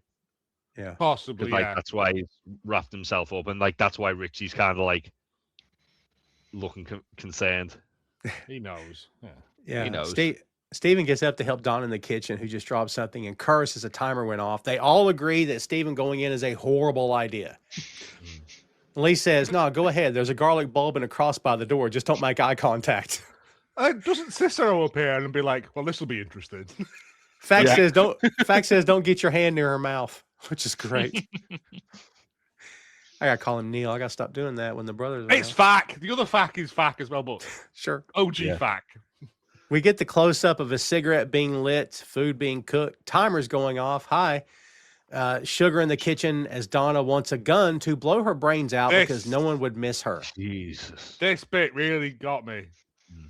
Well, is it just before this bit as well where Sugar finds the two empty bottles of wine that's been hidden amongst all the fucking chaos everywhere?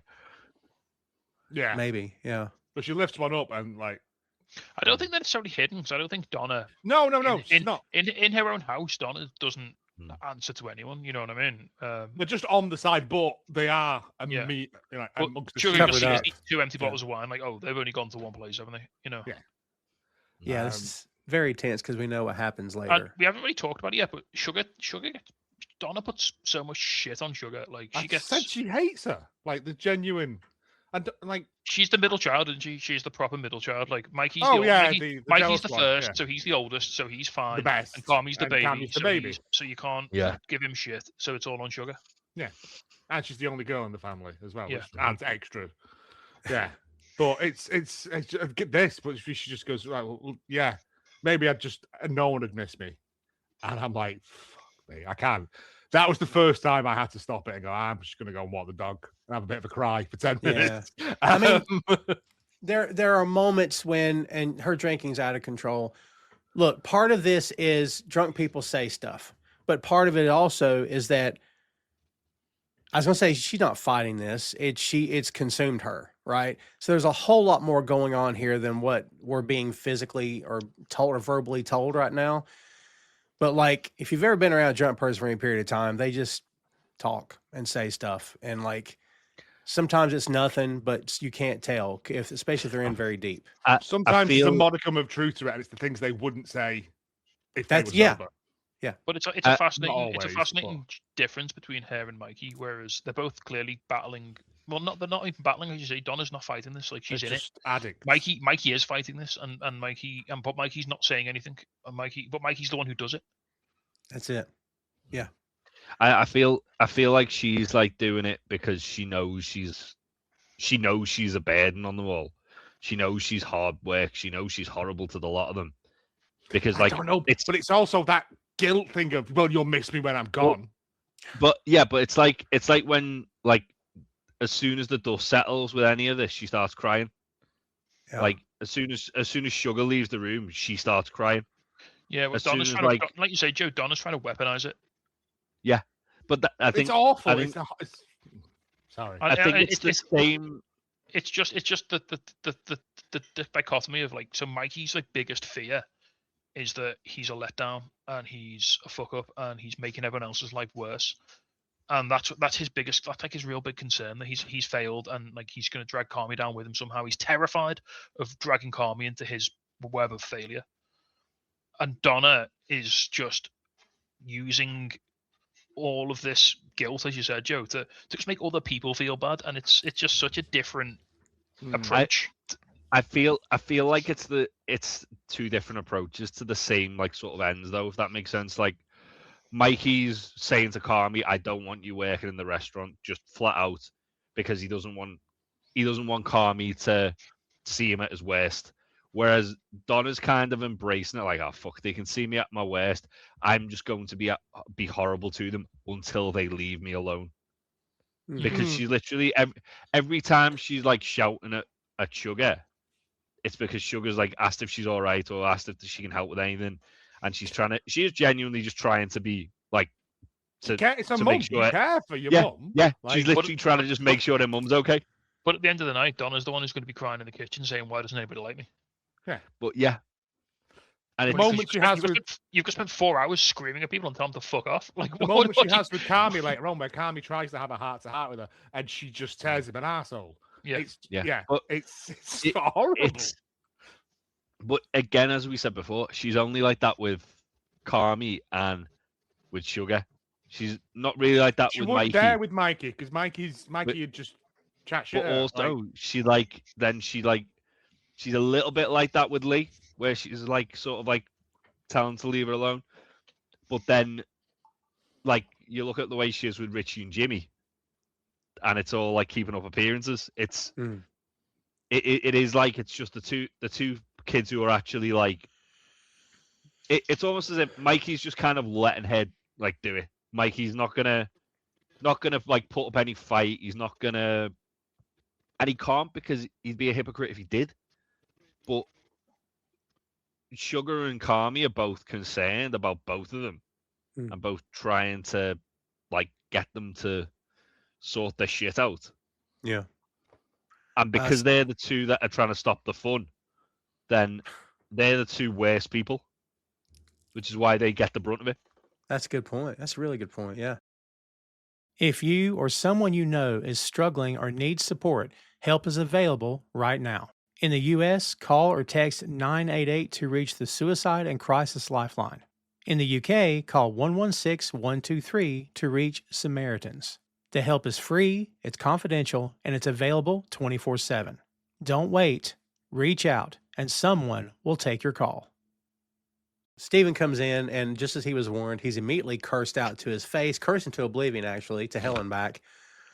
So he walks out. When Sugar leaves the kitchen, she asks Stephen to hug her, which I thought was, and it goes back to the kitchen to Donna, who says, "No one would miss me." She just says it again. And you're like, at that point, I think she's going to go get the gun. I think that's what she's going to do. There should be a gun in that house. I know it's America, but yeah, no, she don't need a gun there. No, but Stevie says to Sugar, "Are you okay?" Yeah. And can you hug me? It's people care. Like, you can ask someone, "Are they okay?" And that's fine. To do it 6, 7, 8 times over the course of an hour, I'd have got a gun and shot myself. Yeah. It's oof. Yeah. Mikey and Richie are telling Mikey and Richie are telling their stories here. This. And Mikey, I'm glad they didn't go for the bit of Mikey's like spastic and all over the place, because we assume he just went outside and did something. They didn't overact at all. It wasn't, he obviously, like, he's laughing and joking, but to me, I didn't take it like, they're having to, he's high now. I didn't take it that way at all. What his addiction was, do we? True, that's true. I always assumed it was like Adderall or something, to be honest. Yeah, pills or pills, something. yeah. Well, I think, and if he was withdrawing, he's just going to have brought him up back to where he was, to normal. Like you say, there's that thing, and I think Richie, like you said before, Tom, Richie does that really well. He acts that, like, when you've got a friend who's got an issue like that, like, you're always like scared, you're always like thinking the worst, you're always like, you're always concerned, aren't you? You're always like, why? Like you say, why is he going outside? What's he doing? Or is he picking up? Is he using? Is he, is he in trouble? Is he having a bad time? What's going on? And yeah, like you say, this is as you said before, Joe. This is a show don't tell. They don't say, you don't see Mikey popping pills. You don't see him, like you say, Tom. You don't see him jumping around off his face. The man's he's just found like you say, Joe. He's just found a bit of balance. He's found a bit of normality. However he's done that, whether he was going outside to take something, whether he was just going outside to clear his head, or whether he was, they don't need to show you. You just. That's very true. Yeah. Lee's very irritated as they're telling the story. He points out they've told it before. He's heard it a million times. He talks about Mikey finishing the business plan. He mentions the tomato sauce prospectus with a straight face. What? Oh, and it's important to note as well, before we get into the rest of the episode, Mikey's been pounding beers throughout this episode as well. Oh, everyone's hammered, to be fair. Like, Mikey in particular, you've seen him open like 4 or 5 beers. Oh, yeah, he's drinking. Yeah. And the frozen pizza plan. We can't forget about that, my God. What about the tomato sauce prospectus, Mike? I mean, on what planet? I'm sorry. Anyway, timers are going off again. I won't look at the camera this time. Jimmy walks into the room, wants to know what's going on. Mikey makes it clear it's because he never finishes anything. And Lee says, yeah, besides stories. Like, man, you are really asking for... Woo. This is like, when if Mikey just stood up and punched Lee in the face now, would anyone... No, they'd all be like, great. No. Let's go eat. That's the thing. Like, Lee's trying to be just like, sat him the fuck right down, because like, no. Lee's trying to be like all laughing and joking with everybody, but he's like genuinely like, fuck you, Mikey. Lee's overdrawn his bank account here a little bit. Like, he's cutting checks he hasn't got the money for. You know what I mean? Yeah. The thing is, though, he says like Mikey's not he's not harming anyone telling this fucking story again, is he? Like Lee's like, oh yeah, you're telling this fucking story again. Well, the thing is, like, I think it's Michelle goes, well, I've never heard it. Yeah, like, and Richie's like, we'll just drop it. We're just having a bit of fun. Yeah. And then he ruins the story by giving away the ending anyway. If you have to, just go, oh, that one again. Oh yeah, good one. Cool. It's Don't be a dick about it, man. Like, you is might have heard it it 1,000 like times. weird alpha posturing thing? Like, I don't understand why you come in and go, yeah, great. You just walk off. I mean, hate Lee. I know you meant to hate Lee. Yeah, but... maybe if it's like, maybe if he's like Donna's on and off again boyfriend, like maybe he thinks the reason Donna's drinking so much is because she sees Mikey being a failure or something like that. Yeah, like, but if someone's drinking so much, you don't drink around them. You don't have a party where everyone's getting hammered around them. Like, Also, smoking around food, it's disgusting. Oh. Yeah. I hate that. And then rubbing your cigarette hands on the bread and butter. Yes. Crack at the lobster, and Donna's the type of person, like, I'm sure she's a fine cook, but I wouldn't want to touch anything she made me. No, like, it's all going to taste slightly fag-ashy in it, yeah. Everything you take a bite of, you're like, what? You know, like, you can't have just one of them lobsters. It's all nicotine-y, yeah. There's a Band-Aid in there, yeah. We get Pete for the first time this season. Yay, Pete! The tuna casserole. Oh, God. It's the 8th fish. He goes, well, it's the 8th fish. They all know. Special delivery from the North Pole, and they all just go, Pete, you piece of shit. Well, yeah. Right. Jimmy's like, you are so fucked. Like, so do we think is this Pete's first Christmas with them? Because he genuinely is oblivious. Pete's just an awkward fuck. No, Pete's a lovely fella. He says, I can't show up to a party empty-handed. And they all go, yes, you can. Because literally, she's going to kill you.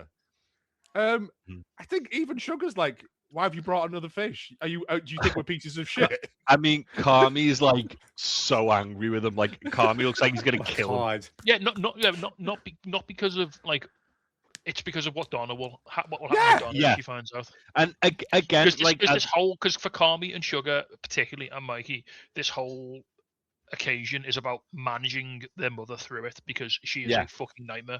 Yes. That like, for everybody, again, it's like the whole, like, they're all like bonding through the trauma of this, because everybody in there is trying to work damage control. Yeah. Be that for Donna or be it for Mikey. Yeah, because they're dealing with Mikey and Donna, who are fundamentally broken people, who they have to, every social gathering is an effort of getting through it with the least damage possible done to everybody around them. Yeah. That's the trauma. That's it. That's why they're fucked, basically. It's even like when you're looking at like the way Jimmy's like fucking like needling people and winding them up, but as soon as he realizes, okay, like I feel I don't want to start an argument here because we're trying to control it. It's like, all right, we've got like a fucking grease fire in the kitchen. So have you noticed Jimmy never busted Mikey's balls? Yeah, but it's like we've got a grease fire in the kitchen. He knows who to fuck with, and he doesn't fuck with people. Yeah, he doesn't fuck with. He doesn't. Who it's gonna? You'll fuck with Richie. You'll fuck with the facts. You'll never fuck with Mikey because he knows Mikey can't handle it. Like, I never thought of that. When Carmy Jimmy's clever, he knows he knows what he can get away with. Not in like an insidious way, but like in a social way. Yeah. He knows how to play social games. Like he knows these are the people who can take a little bit of a jibe and I can have a laugh with. And Lee, I just hate him, so that's fine. But he's super nice to Donna. Every time he sees Donna, he is like a teddy bear, an absolute teddy bear. It's that fun uncle thing. Yeah, he kills her with kindness because he knows that's his way of handling. I think that's his way of handling uncomfortable situations is to just smother it. You know what I mean? When Carmy looks at Pete and goes with a straight face, Jeremy Allen White is so great. He goes, "Why are you fucking doing this to me?" Like it's a moment where a character dies in a dramatic film. He's that serious, like Shakespeare. You know what I mean? Like, this is the best thing ever. Like you said, though, it's them trying to navigate through this with a little collateral damage, and he's just brought a live landmine in. Yes. Like that tuna casserole might as well be on fire. Yes. Well, even Sugar, like, I can't believe you've done this to me, and just throws it out the front door. I can't get out of here without pointing out Stevie's on the couch and he goes, hey Pete, thanks for bringing the fish. He's here for it. He loves it. You know what I mean? Yeah. Stevie just wants to watch the world burn, man. It's watching someone else get called out. That's the thing, isn't it? Like, as long as it's Yeah. not me, it's fine. Oh my God. That's so Poor good. Pete. Did you feel the scene went on way longer than it should, but that was intentional? Like I'm thinking, when is this scene going to end? It takes forever for it to end. It's, You know it's, what I that, mean? it's, that, it's, Uncomfortable. Everyone it's- reacted, isn't it? it's that peep show like cringe. Yeah. It's going to go on slightly too long, and it's a bit awkward. And That- yeah, That's why I think though that like Pete, like this might be Pete's first Christmas with them, because he's just oblivious to like, oh well, 7 fishes. I brought an 8th. It's like no, you don't understand. Yeah, possibly. Again, I think he's just good natured, but simple. Very Could have simple. fucking brought anything but tuna casserole. I wouldn't Right. have brought nothing. Bring some Nothing. wine, Pete. Oh, I'd have can called I in just sick. say bring as well? wine. I don't know Don't if it's bring here we wine. see it or it's a little bit later on. We see some cannoli on the side. Oh, I would kill a man smash. for those cannoli. Yeah. Definitely in They the look end. like- Yeah. Also, Good shout out to cannoli. Michelle, who's like eating in every scene we see her in. She is. Yeah. We hear Something So Strong by Crowded House, and I hate this song. If y'all say you love it, I swear to God. I'm not proud that was fun. Well, see, every time I say it, y'all like, oh, this song's great. I hate this song. Anyway. Crowded House. If you go listen to the original Flight of the Conchords radio series, they used to phone up Neil from Crowded House and just ask him advice every episode. Like they got his number from somewhere and he hated it, but it's really good. They're bringing Fly the Concords back, by the way. Did you hear that? Oh, Wasn't there a Neil Finn song in the last episode, like a solo Neil Finn song? So they're on a Finn train here.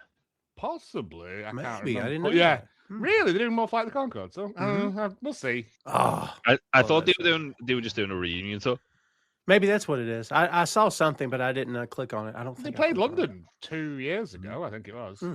Anyway, it's not important. Let's get back to this. We can't afford to get distracted. Michelle is talking to Carmy, checking on him. Great scene. Asks if she wants him to come stay with her in New York for a few days to get the fuck out of there, as she puts it.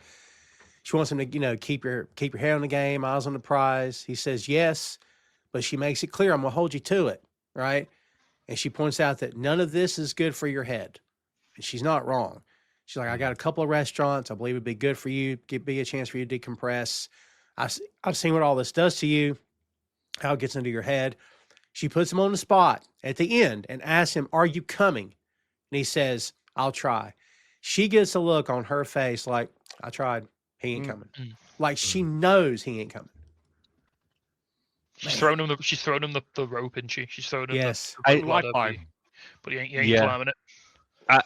I feel like she's like knows he's not coming, but I think by the end of the episode, I think she's like, yeah, there's no way he can. Like I think she gets it by the end of the episode. But she's just like, no, she's just like, I've got to at least try. I've got to give him that choice. Yeah. I'll put it out there, and if he takes it, great. If he feels like he can't, then okay, she understands. But at least she's I've done my bit. She's done her part. Like she's tried to do something for him. You know what I mean?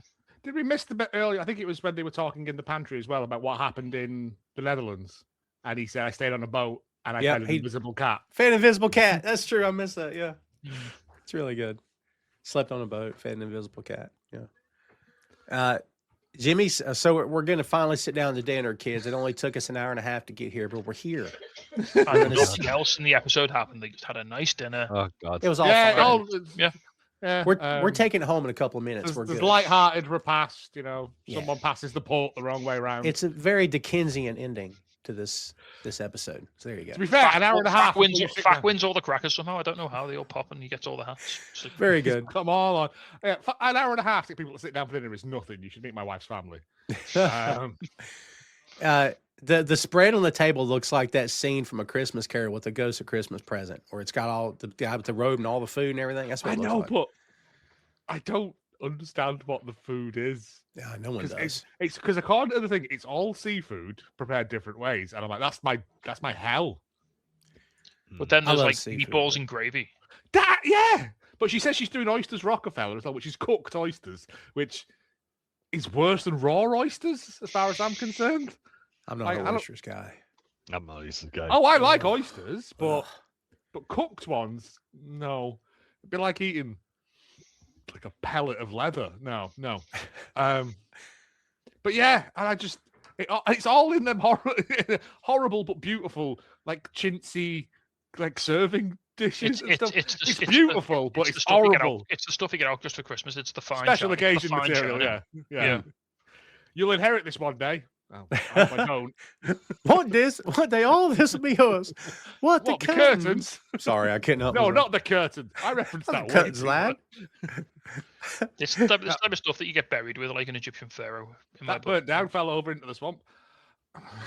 Yes, that's good. What are you doing? We're coming with you. No, you stay here. All Let's right, sorry. not get distracted. Sorry, you started it. To be For fair, the first time ever, I'm being the person that we have to power through. For the We've still first got time 20 ever. minutes, 20 he's minutes not to go. wrong. I am the distractor. I know. That's know my a role. great distract. It's like a transformer, the distractor. Jimmy sits next to Tiff, tells her he believes it's all going to get very dark. Boy, he's not wrong. Oh, He- have you got that feeling? Yeah. Yeah, it's going to get very dark. She's eating a banana, I think, and he mentions eating a chocolate-covered banana. He tells a simple story of it, reminds him of his dad. And I thought, wow, we're getting exposition with Jimmy's character. This is kind of nice. We never get that. Like, that was kind of a nice moment. And I then just Tiff... genuinely thought, is this a crossover to the frozen banana stand from Arrested Development? Tiffany goes to thank Jimmy for helping Richie, for giving him a job. And Richie's immediately like, well, hold on. And Jimmy is appalled. And he's going to go level with her. And he tells her, I'm trying to talk to your wife, because Richie's trying to stop her. And when he talking about a moment that got you, Tasty, this moment got me. Because he's going to tell her, your husband's full of crap. I'm not giving him a job. I'm not, blah, blah, blah. But instead, Richie just looks at him as if to say, please don't do this to me. Not in front of her. Whatever happens, not in front of her. God, He's like, man. you can emotionally, physically beat the shit out of me whenever you want, just not now. Yes. Don't let my wife see you kill you, crush me, basically. Yeah. I think as well, it's like it's Jimmy picking his battles. Like, is he gonna really cause they've sat down to dinner and it feels like Jimmy's now like, right, I'm done with my shit now. I'm just gonna we're gonna have a nice meal as a family. And he's weighing up. Like, on the one hand, yeah, he could give Richie a job because he's got opportunities, he's got work. Yes. On the other hand, I just really think he doesn't want to work with Richie. No, yeah. Well, he also said, like, as he sits down as well, he's like, it's going to get dark. Like, that pin is out of the hand grenade. There's no reason to throw petrol on it. Like, yeah, it's already going to get bad. Yeah, I feel as well though, like, because obviously, like, he's again big, as we've established, he's like picking his battles. Like, is he really going to tell a pregnant woman who's been vomiting for the last like couple of hours, who's already stressed out probably about everything, which is why she's probably asked Richie to speak to Uncle Jimmy about getting a job, for then like Richie's like swallowed his pride and asked him. She's about to fucking go nuclear on Richie, but also at the dinner table where he's like, no, we need to keep everyone calm because this is the power of the keg already, because we've got Donna bringing all the food in. We've got Mikey's fucking about to start causing all kinds of chaos. Like, I think he's probably just thought, you know what? I'm gonna give him an opportunity. Like, I'm not gonna like shit on that. Clearly, they need the support because they've got a baby on the way. I think he's got a very weird moral compass, Jimmy. But I think this is like where it's like, yeah, you know what? It's probably the right thing to do.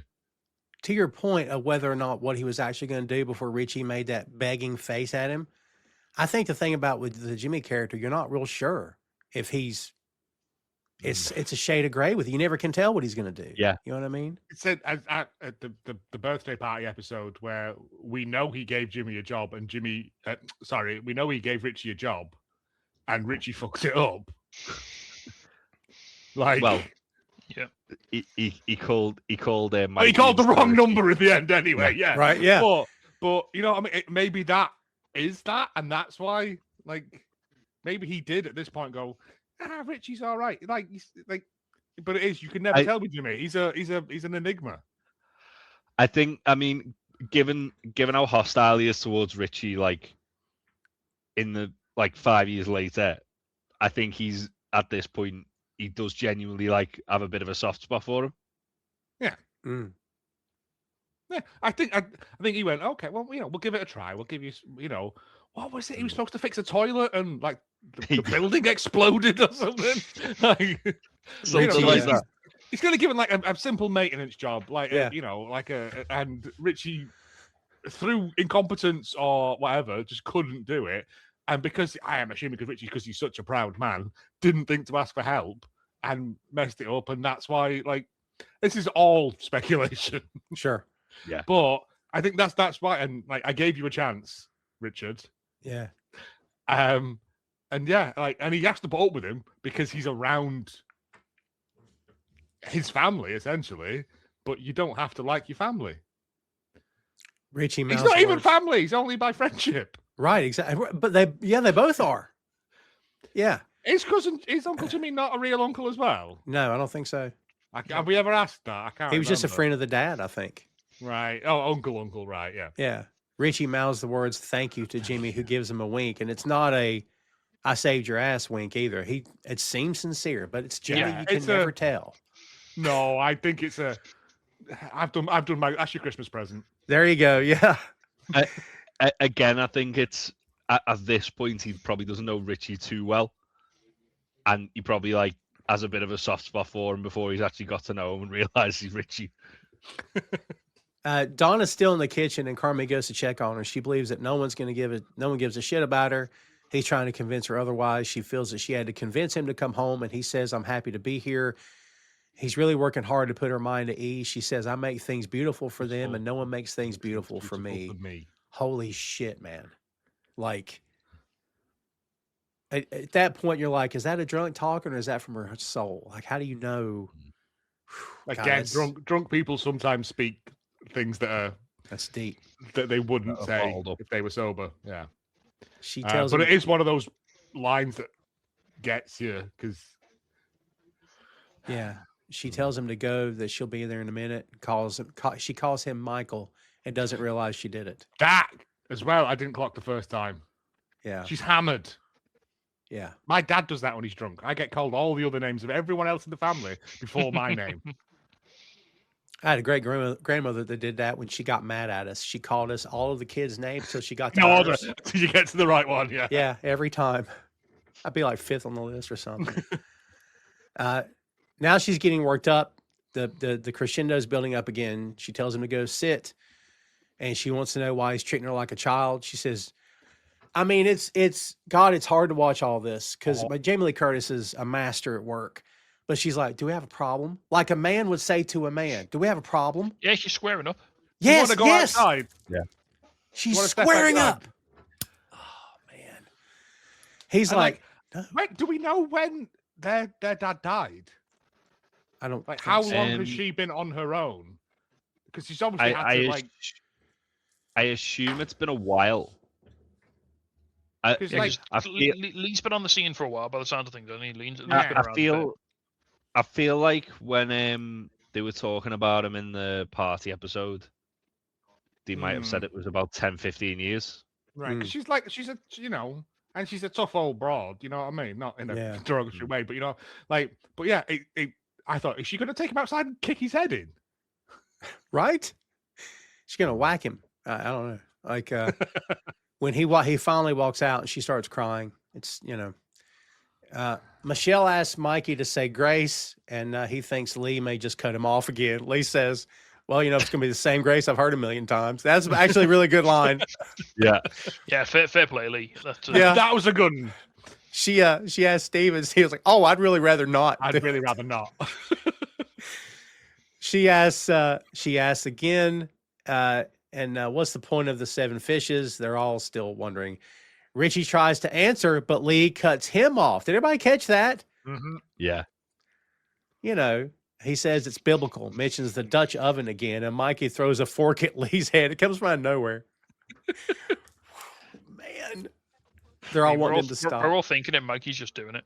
Yeah. Yeah, but then Mikey's like, you're repeating yourself. You told that story already tonight. It's like, oh shit, Right? okay. He's You're not right. wrong. He does. Yeah. They're all wanting him to stop, but he does it again. He looks at Fack and he's like, "You're gonna use that for?" He's like, "I'm gonna eat with Well, that for food." Right? Yeah. So No, I Lee need says that. before that, you can't throw a fork at me. That's too far. It's too far. A fork.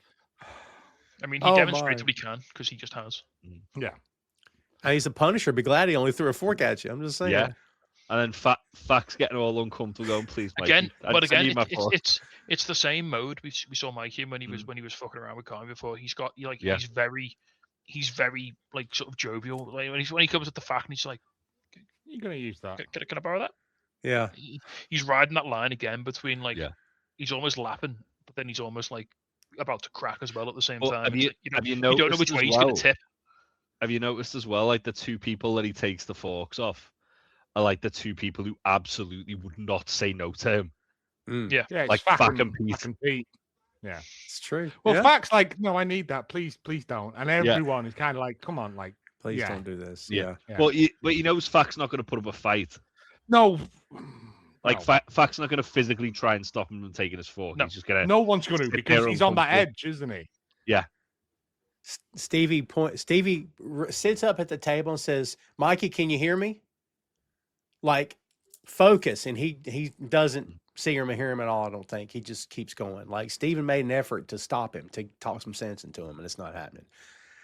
And of course, he chucks it at his head again, and Richie tries. He's like, "You're scaring the normals, Mikey." Scaring the normals is a good line as well. Mikey blows him off. He tells Lee that this is my father's house. And Lee tells him to do the story you told 1,000 times about how you're living at home with your mother and taking money from everyone. You're nothing. You're nobody. And he even told Jimmy not to help. And Jimmy's like, don't pull, like, no, he didn't say don't pull me into this, but you're like, hey, whoa, I didn't do this. Not me. You're doing this to him, not me. You know what I mean? And he tells Mikey that he doesn't know what he's on. He's like, I don't know what you on. But if you can hear me through the fog, Unkirk is great here, by the way. Yeah. If you throw another fork at me, you're going to get rocked. And the Old table man. falls silent now. Yes, deathly Right. quiet. And just And very... it feels like as well, like when Lee says like about him being a failure and living at home with his mom and borrowing money off everyone, it almost feels like that's like everyone kind of knows that about Mikey, but that's like the one thing you just don't talk about. Yeah. Like you don't mention Mikey. The elephant in the failing. room. Yeah, that's Yeah. like it's like you don't bring that up. That sets him off. Yeah. And very calmly, Mikey, he takes it from Pete this time. He might have took Richie's the first time. I don't know. I just love it. There's just dead silence, and Mikey's just like, "Pete, can I borrow that?" And they're like, oh.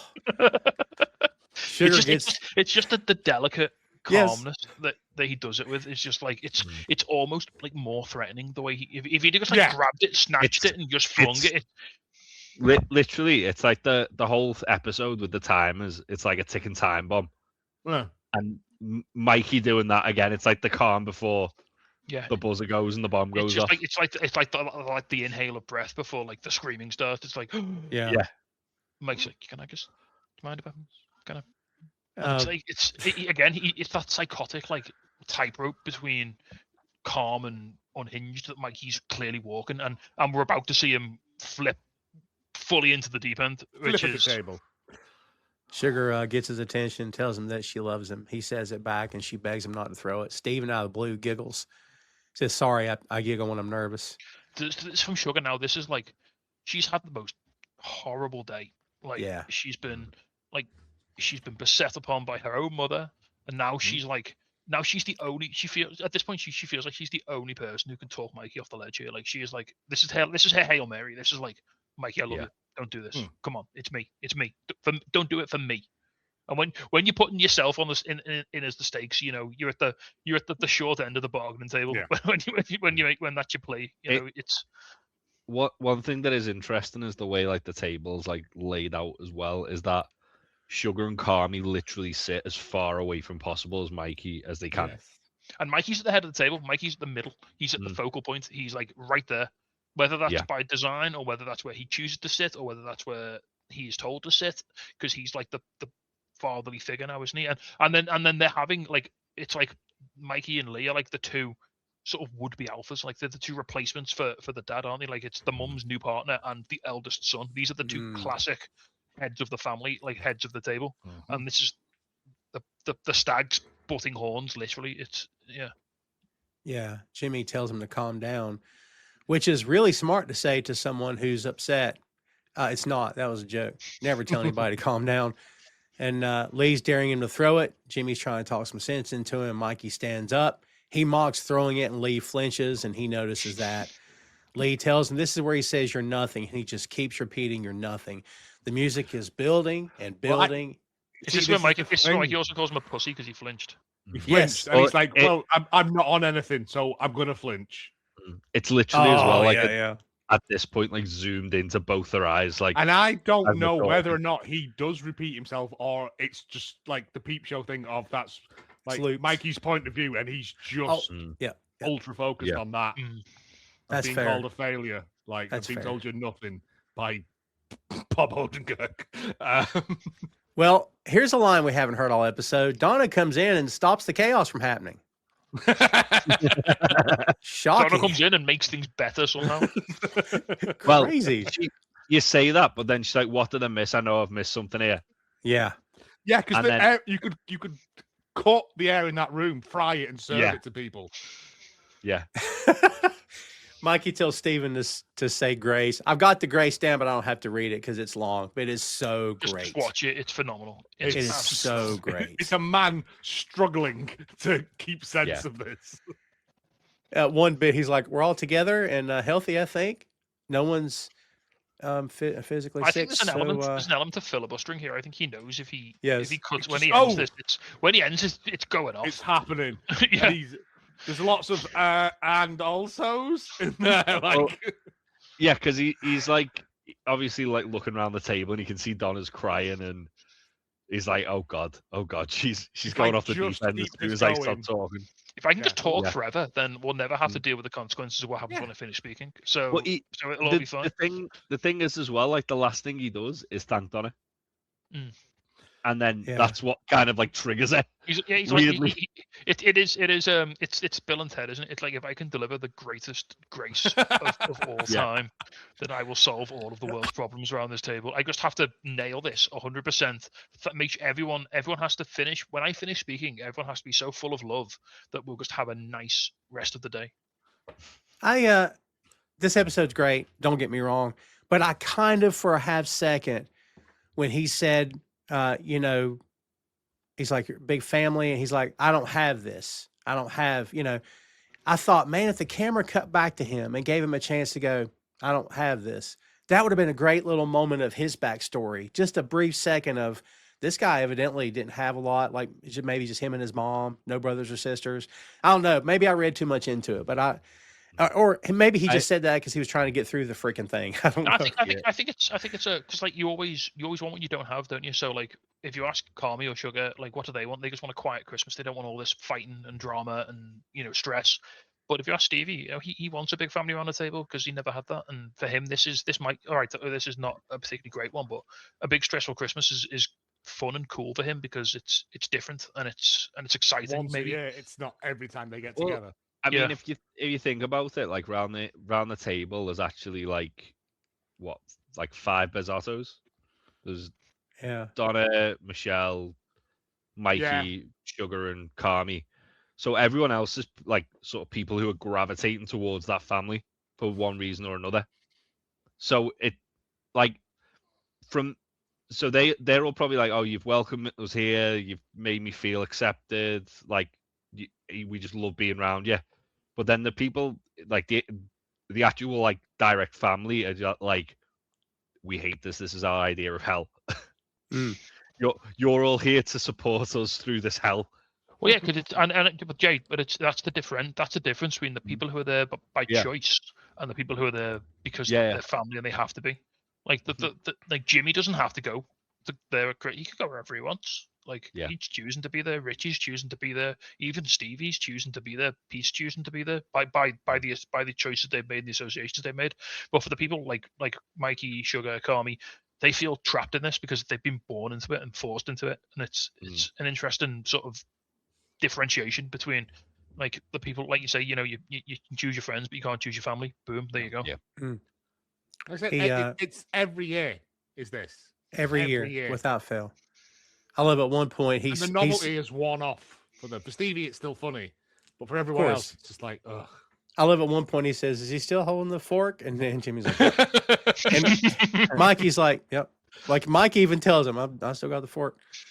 And I love how he ends it because he's like, I don't have a family like this, and I actually really look forward to this. I'm really grateful that you make space for me at this table and you make time for me on the holidays. May God bless us and keep us safe in the new year, and please give Michael the strength not to throw that fork. Amen. Mikey's like, and Mikey, without a hint of condescension, says, "That was beautiful." Like dead serious. I'm like, I love this character so much. Mikey, God, I love this guy, man.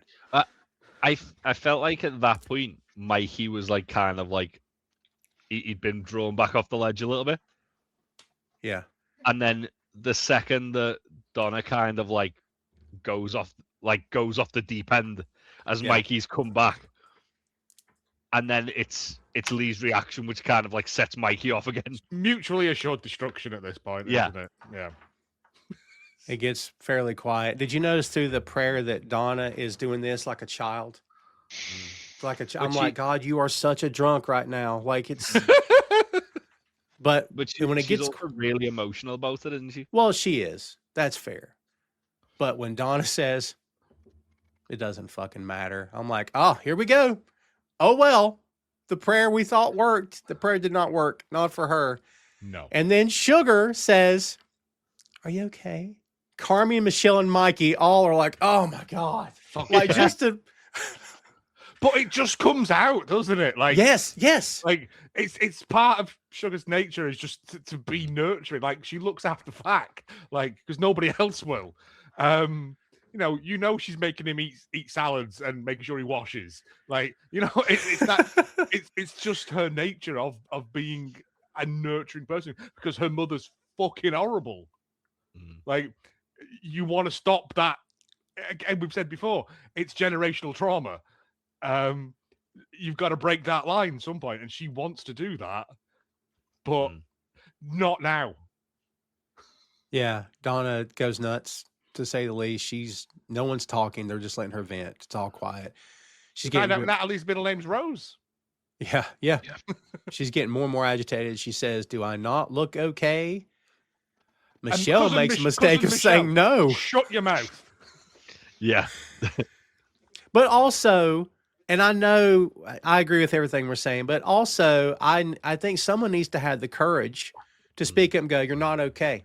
No, you do this every year. This is ridiculous. What are you doing to yourself?" Yeah. Maybe a wrong time to do it, but someone spoke up, and you could tell she's like, she's like, I did something on myself, doesn't she? And when she's breaking stuff, and when Donna leaves, Lee's like, "Well, we all knew it was going to happen, but at least it's out in the open." And then Mikey, without hesitation, blam, throws the fork right in his hand. What was it? No, she says, I wrote it down. I busted my ass all day for you motherfuckers. This is beautiful. Am I okay? Are you motherfuckers okay? Are you okay? You didn't do shit, Lee. This is gorgeous. Lee. Yeah, Lee. This is gorgeous. Fuck you all. Like, especially Lee. And Lee, fuck you. Fuck you the most. Lee did have that Dutch oven. Cut Lee some slack. I'm just saying. He's like Batman with the bomb. He can't find anybody. Dutch oven. You know what I mean? Can't find anywhere to throw the bomb. He is the worst. Worse than Hitler.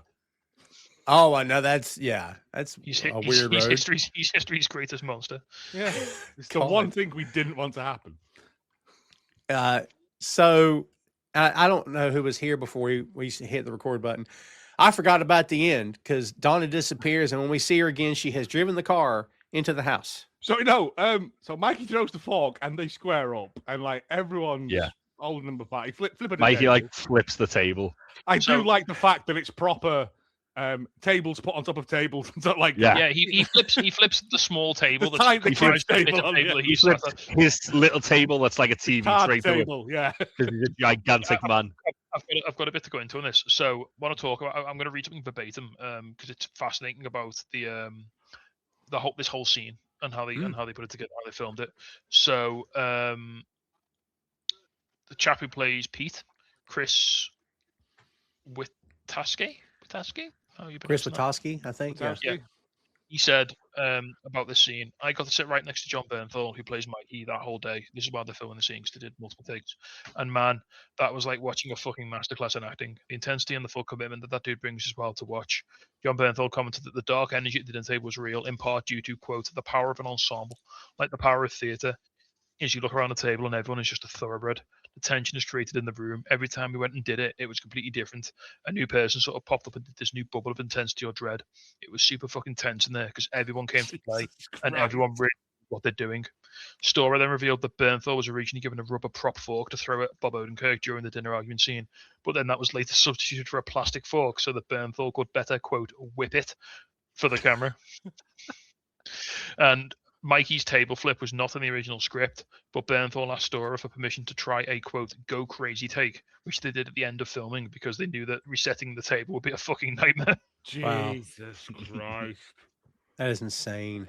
That must be like, yeah, it's a fun day at work, but also a full day of sitting in that room while everyone's just angry at everyone. Probably crying for real by the end. Yeah, I'd be like, I hope this wine's real wine. No, I was going to say, Jamie Lee Curtis probably had 2 full bottles of wine for real. And to quote, and to go back to the next scene, Tom, according to one of the people who worked on the show, Jamie Lee Curtis, quote, desperately wanted to be her own stunt driver for the bit where she crashed through the wall. Oh, they didn't let her. But they wouldn't let her. The crash was filmed in 2 takes, involved a wall on hinges, a prop lamp, and, quote, 3 live Christmas trees, all decorated the same to destroy. Oh, wow. Oh, let her. She absolutely kills it in this episode. Let her crash the car into her house. She earned it. Carmy, all right, we're going to talk about this real quick. Carmy fixates on the fork and the cannoli. As everyone else is trying to get her out of the car, Sugar's at the table with this look as if to say, this is my life. This will never end. This is never going to end. I mean, she's done. Like, she's had enough for the day. She checked out. Yeah, there's just net behind the eyes. Yeah, Carmy's staring at the fork and the cannoli. And the main theory that I found is that he stares at the fork and the cannoli. It's like a visual metaphor for his traumatic, chaotic family, signaling his emotional dissociation, representing his ability to intervene in the escalating violent argument between Mikey and Lee. Blah, blah, blah. Reddit, we mentioned before we hit live today. I don't know I can't remember the guy's name. Best theory I've seen. It's wonderful. This is what karma associates with food now. The dishes looked articulate, or immaculate, but if they aren't in service of a harmonious audience, they just go to waste. What use is all this work making food if nobody will get along and eat it? Sort of like a general feeling of what a waste of this beautiful food and all that. But to me, the line about this is what karma associates with food, because the first season of The Bear is chaos every time in the kitchen, and they're showing food happening. I'm like, why would they? When you see that moment of him staring, I'm like, maybe that's why for him in his mind, because he said how many times, I don't really love doing this. I don't like it, yeah. Isn't it, there's at least 1 or 2 moments in the first season when like something's going horrendously wrong in the restaurant and Carmy's just looking at an item of food. Yes. He's doing the same thing. He's like dissociating. Yeah. And like for Sugar as well, like you said, Tom, like she's like in the worst position ever here because like Carmy's going to go back to Copenhagen in a week's time. Yeah. And Mikey's at the restaurant all the time. Mikey's got a business. Like what's Sugar got on? What's Sugar doing? She's got to deal with this day in, day out. And she's going to bring a kid into this. Jesus, yeah. Wow. Well, not yet, but yeah. Not yet, yeah. Yeah, Sugar's still sitting there and Mikey's screaming. The Christmas song by Weezer plays us out. And this is messy. It's fucked up. It's very human. There's nothing fake or TV about this episode. It feels like real people, flawed, imperfect, running from things emotionally, not dealing with what's going on. It's all coming downhill from Donna, who has her own issues, but the kids have them too. It's a vicious cycle that just keeps repeating. It's unrelenting chaos. And by that point, I needed a nap. with my notes because I couldn't take it anymore. So, woo. So No, it's it is, interesting. and The first time I watched this, it's easy to just think, oh, this is just too over the top. It's like and it does kind of go to like a crescendo that is a little bit almost unreal, almost a little bit sort of too much. Because like we've all had situations where someone's maybe drank too much while they've been cooking a big stressful meal, and there's been an argument, and two people have had a bit of a fight, and maybe someone has thrown a fork at someone, and maybe maybe a table's got can't flipped throw over. forks. But I don't think anyone's seen someone drive a car through a wall. But it's easy to think that it's a caricature and it's a bit, but then like as we've just done, when you break it down, you dig into like the motivations and the underlying issues behind all of these people's behavior. It's incredibly relatable. It's incredibly like everyone's experienced not all of this, but a portion of it. Yeah, First time. it's the thing of the best. You know, the best wrestling characters are the person just amped up. Like this is that. Like, yeah, no one's ever had all of this happen simultaneously because that would be awful. Like, but all of these things have happened, and it's just all it's chaos menu. But yeah, no, it's just the perfect storm of, and they know it's coming. That's the thing, because this happens every year. They say at the start, don't they? Like, they say at the start, Because Carmy's back, maybe it's worse. Where's she at now? 4 or 5? Oh, fine. Yeah. Yeah, We that's fine. We can deal with 5. We've got a couple of hours where it gets real bad. We're okay. Yeah, you know. Yeah. But maybe because Carmy's come back, maybe that's the catalyst that sends it all off haywire. I don't think it is, because Carmy literally tries to avoid confrontation with everyone in this episode. But it is a grotesque, yeah, but it's also a really good episode. It gives so much explanation to how everyone is the way that there is without it being a big old plot dump. Without it going, here's cousin Jimmy and he's a bastard. It's it's show don't tell. It trusts you as a viewer to read follow the people's behaviors and be like, oh, that's why that's why Carmy can't communicate with people, because this is his upbringing, this is his normal. Like, this is why Carmy can't talk to Sydney about the menu, because he hates confrontation, because this is what confrontation is to him. You get a fork thrown at your head. Yeah. First time I ever watched this episode during my first original run through of the show, it was just chaos. And I went to the next one thinking, God, what are they trying to do to me? I just wanted to watch your show. But now reviewing it for this, I totally am dialed in and caught things I did not catch before with the looks and the emotion and the tone. And yeah, and I feel sorry for Jay, who's had to like try and do all of this whilst watching it for the first time, because it's like trying to paint a hurricane while it's still happening. Oh God, what a great way to put it. Well, we've caused Jay no psychological damage, kids. We're gonna wrap this up. There you go, kids. Episode 6, fishes. Fishes are you saying the can? They're in the barrel, huh? Nobody? All right. Fish comes in cans as well. Go and get your father. Well, tuna fish, right? Yeah. Don't make a casserole though. Don't make the casserole. Jay, we started with you. Let's end with you. What's your final thoughts on this episode?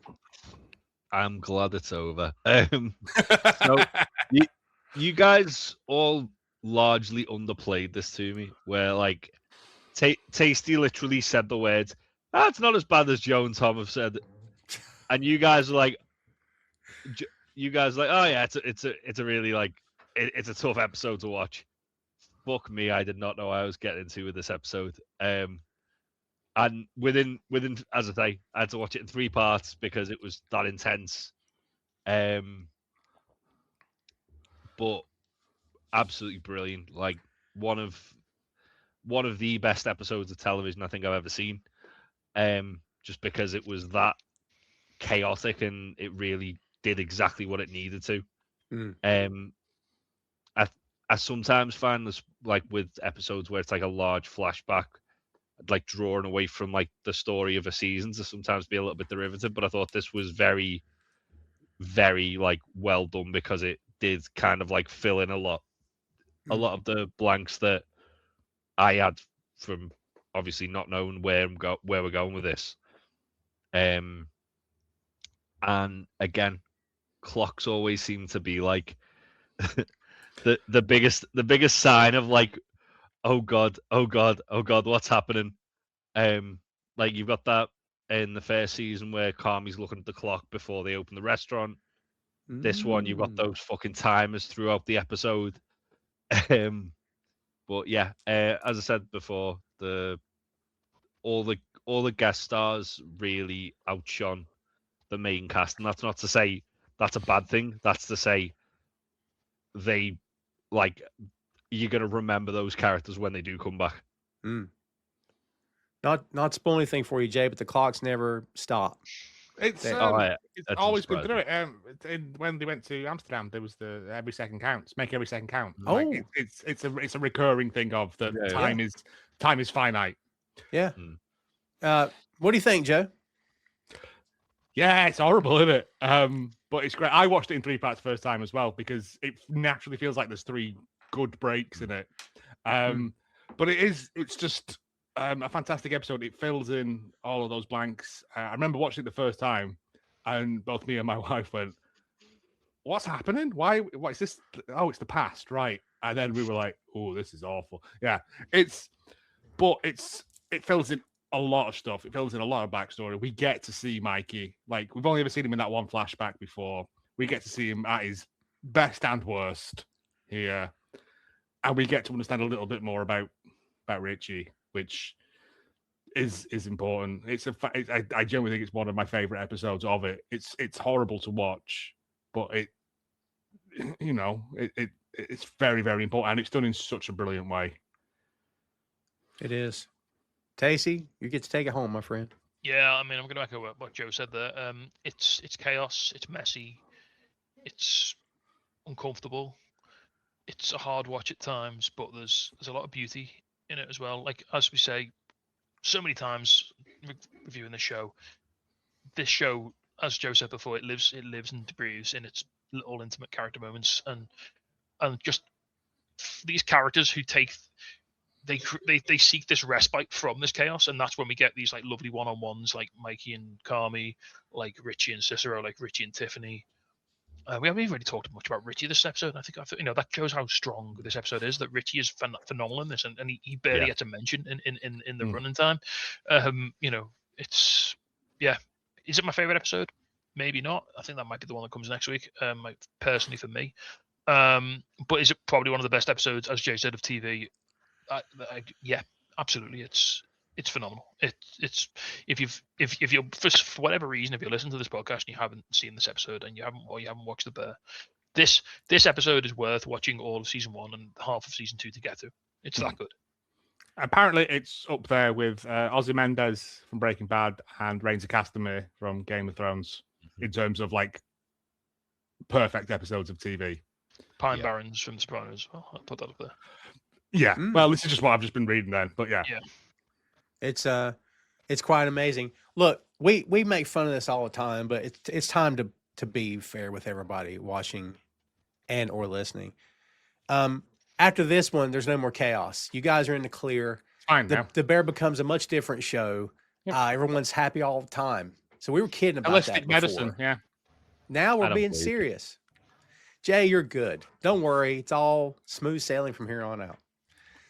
I mean, I will say I've reviewed 2 Christmas specials with you guys, and they're like fucking night and day, aren't they?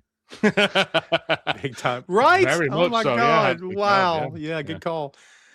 Good call. Yeah, it's not quite the same vibe, I don't think. Where's Higgins making that lovely speech? Right? Take me back. Yeah, we need to eat off a surfboard for Christmas dinner. So kids, Jay got us out of here. Be sure you go check out boingstudios.com and Boing Studios YouTube.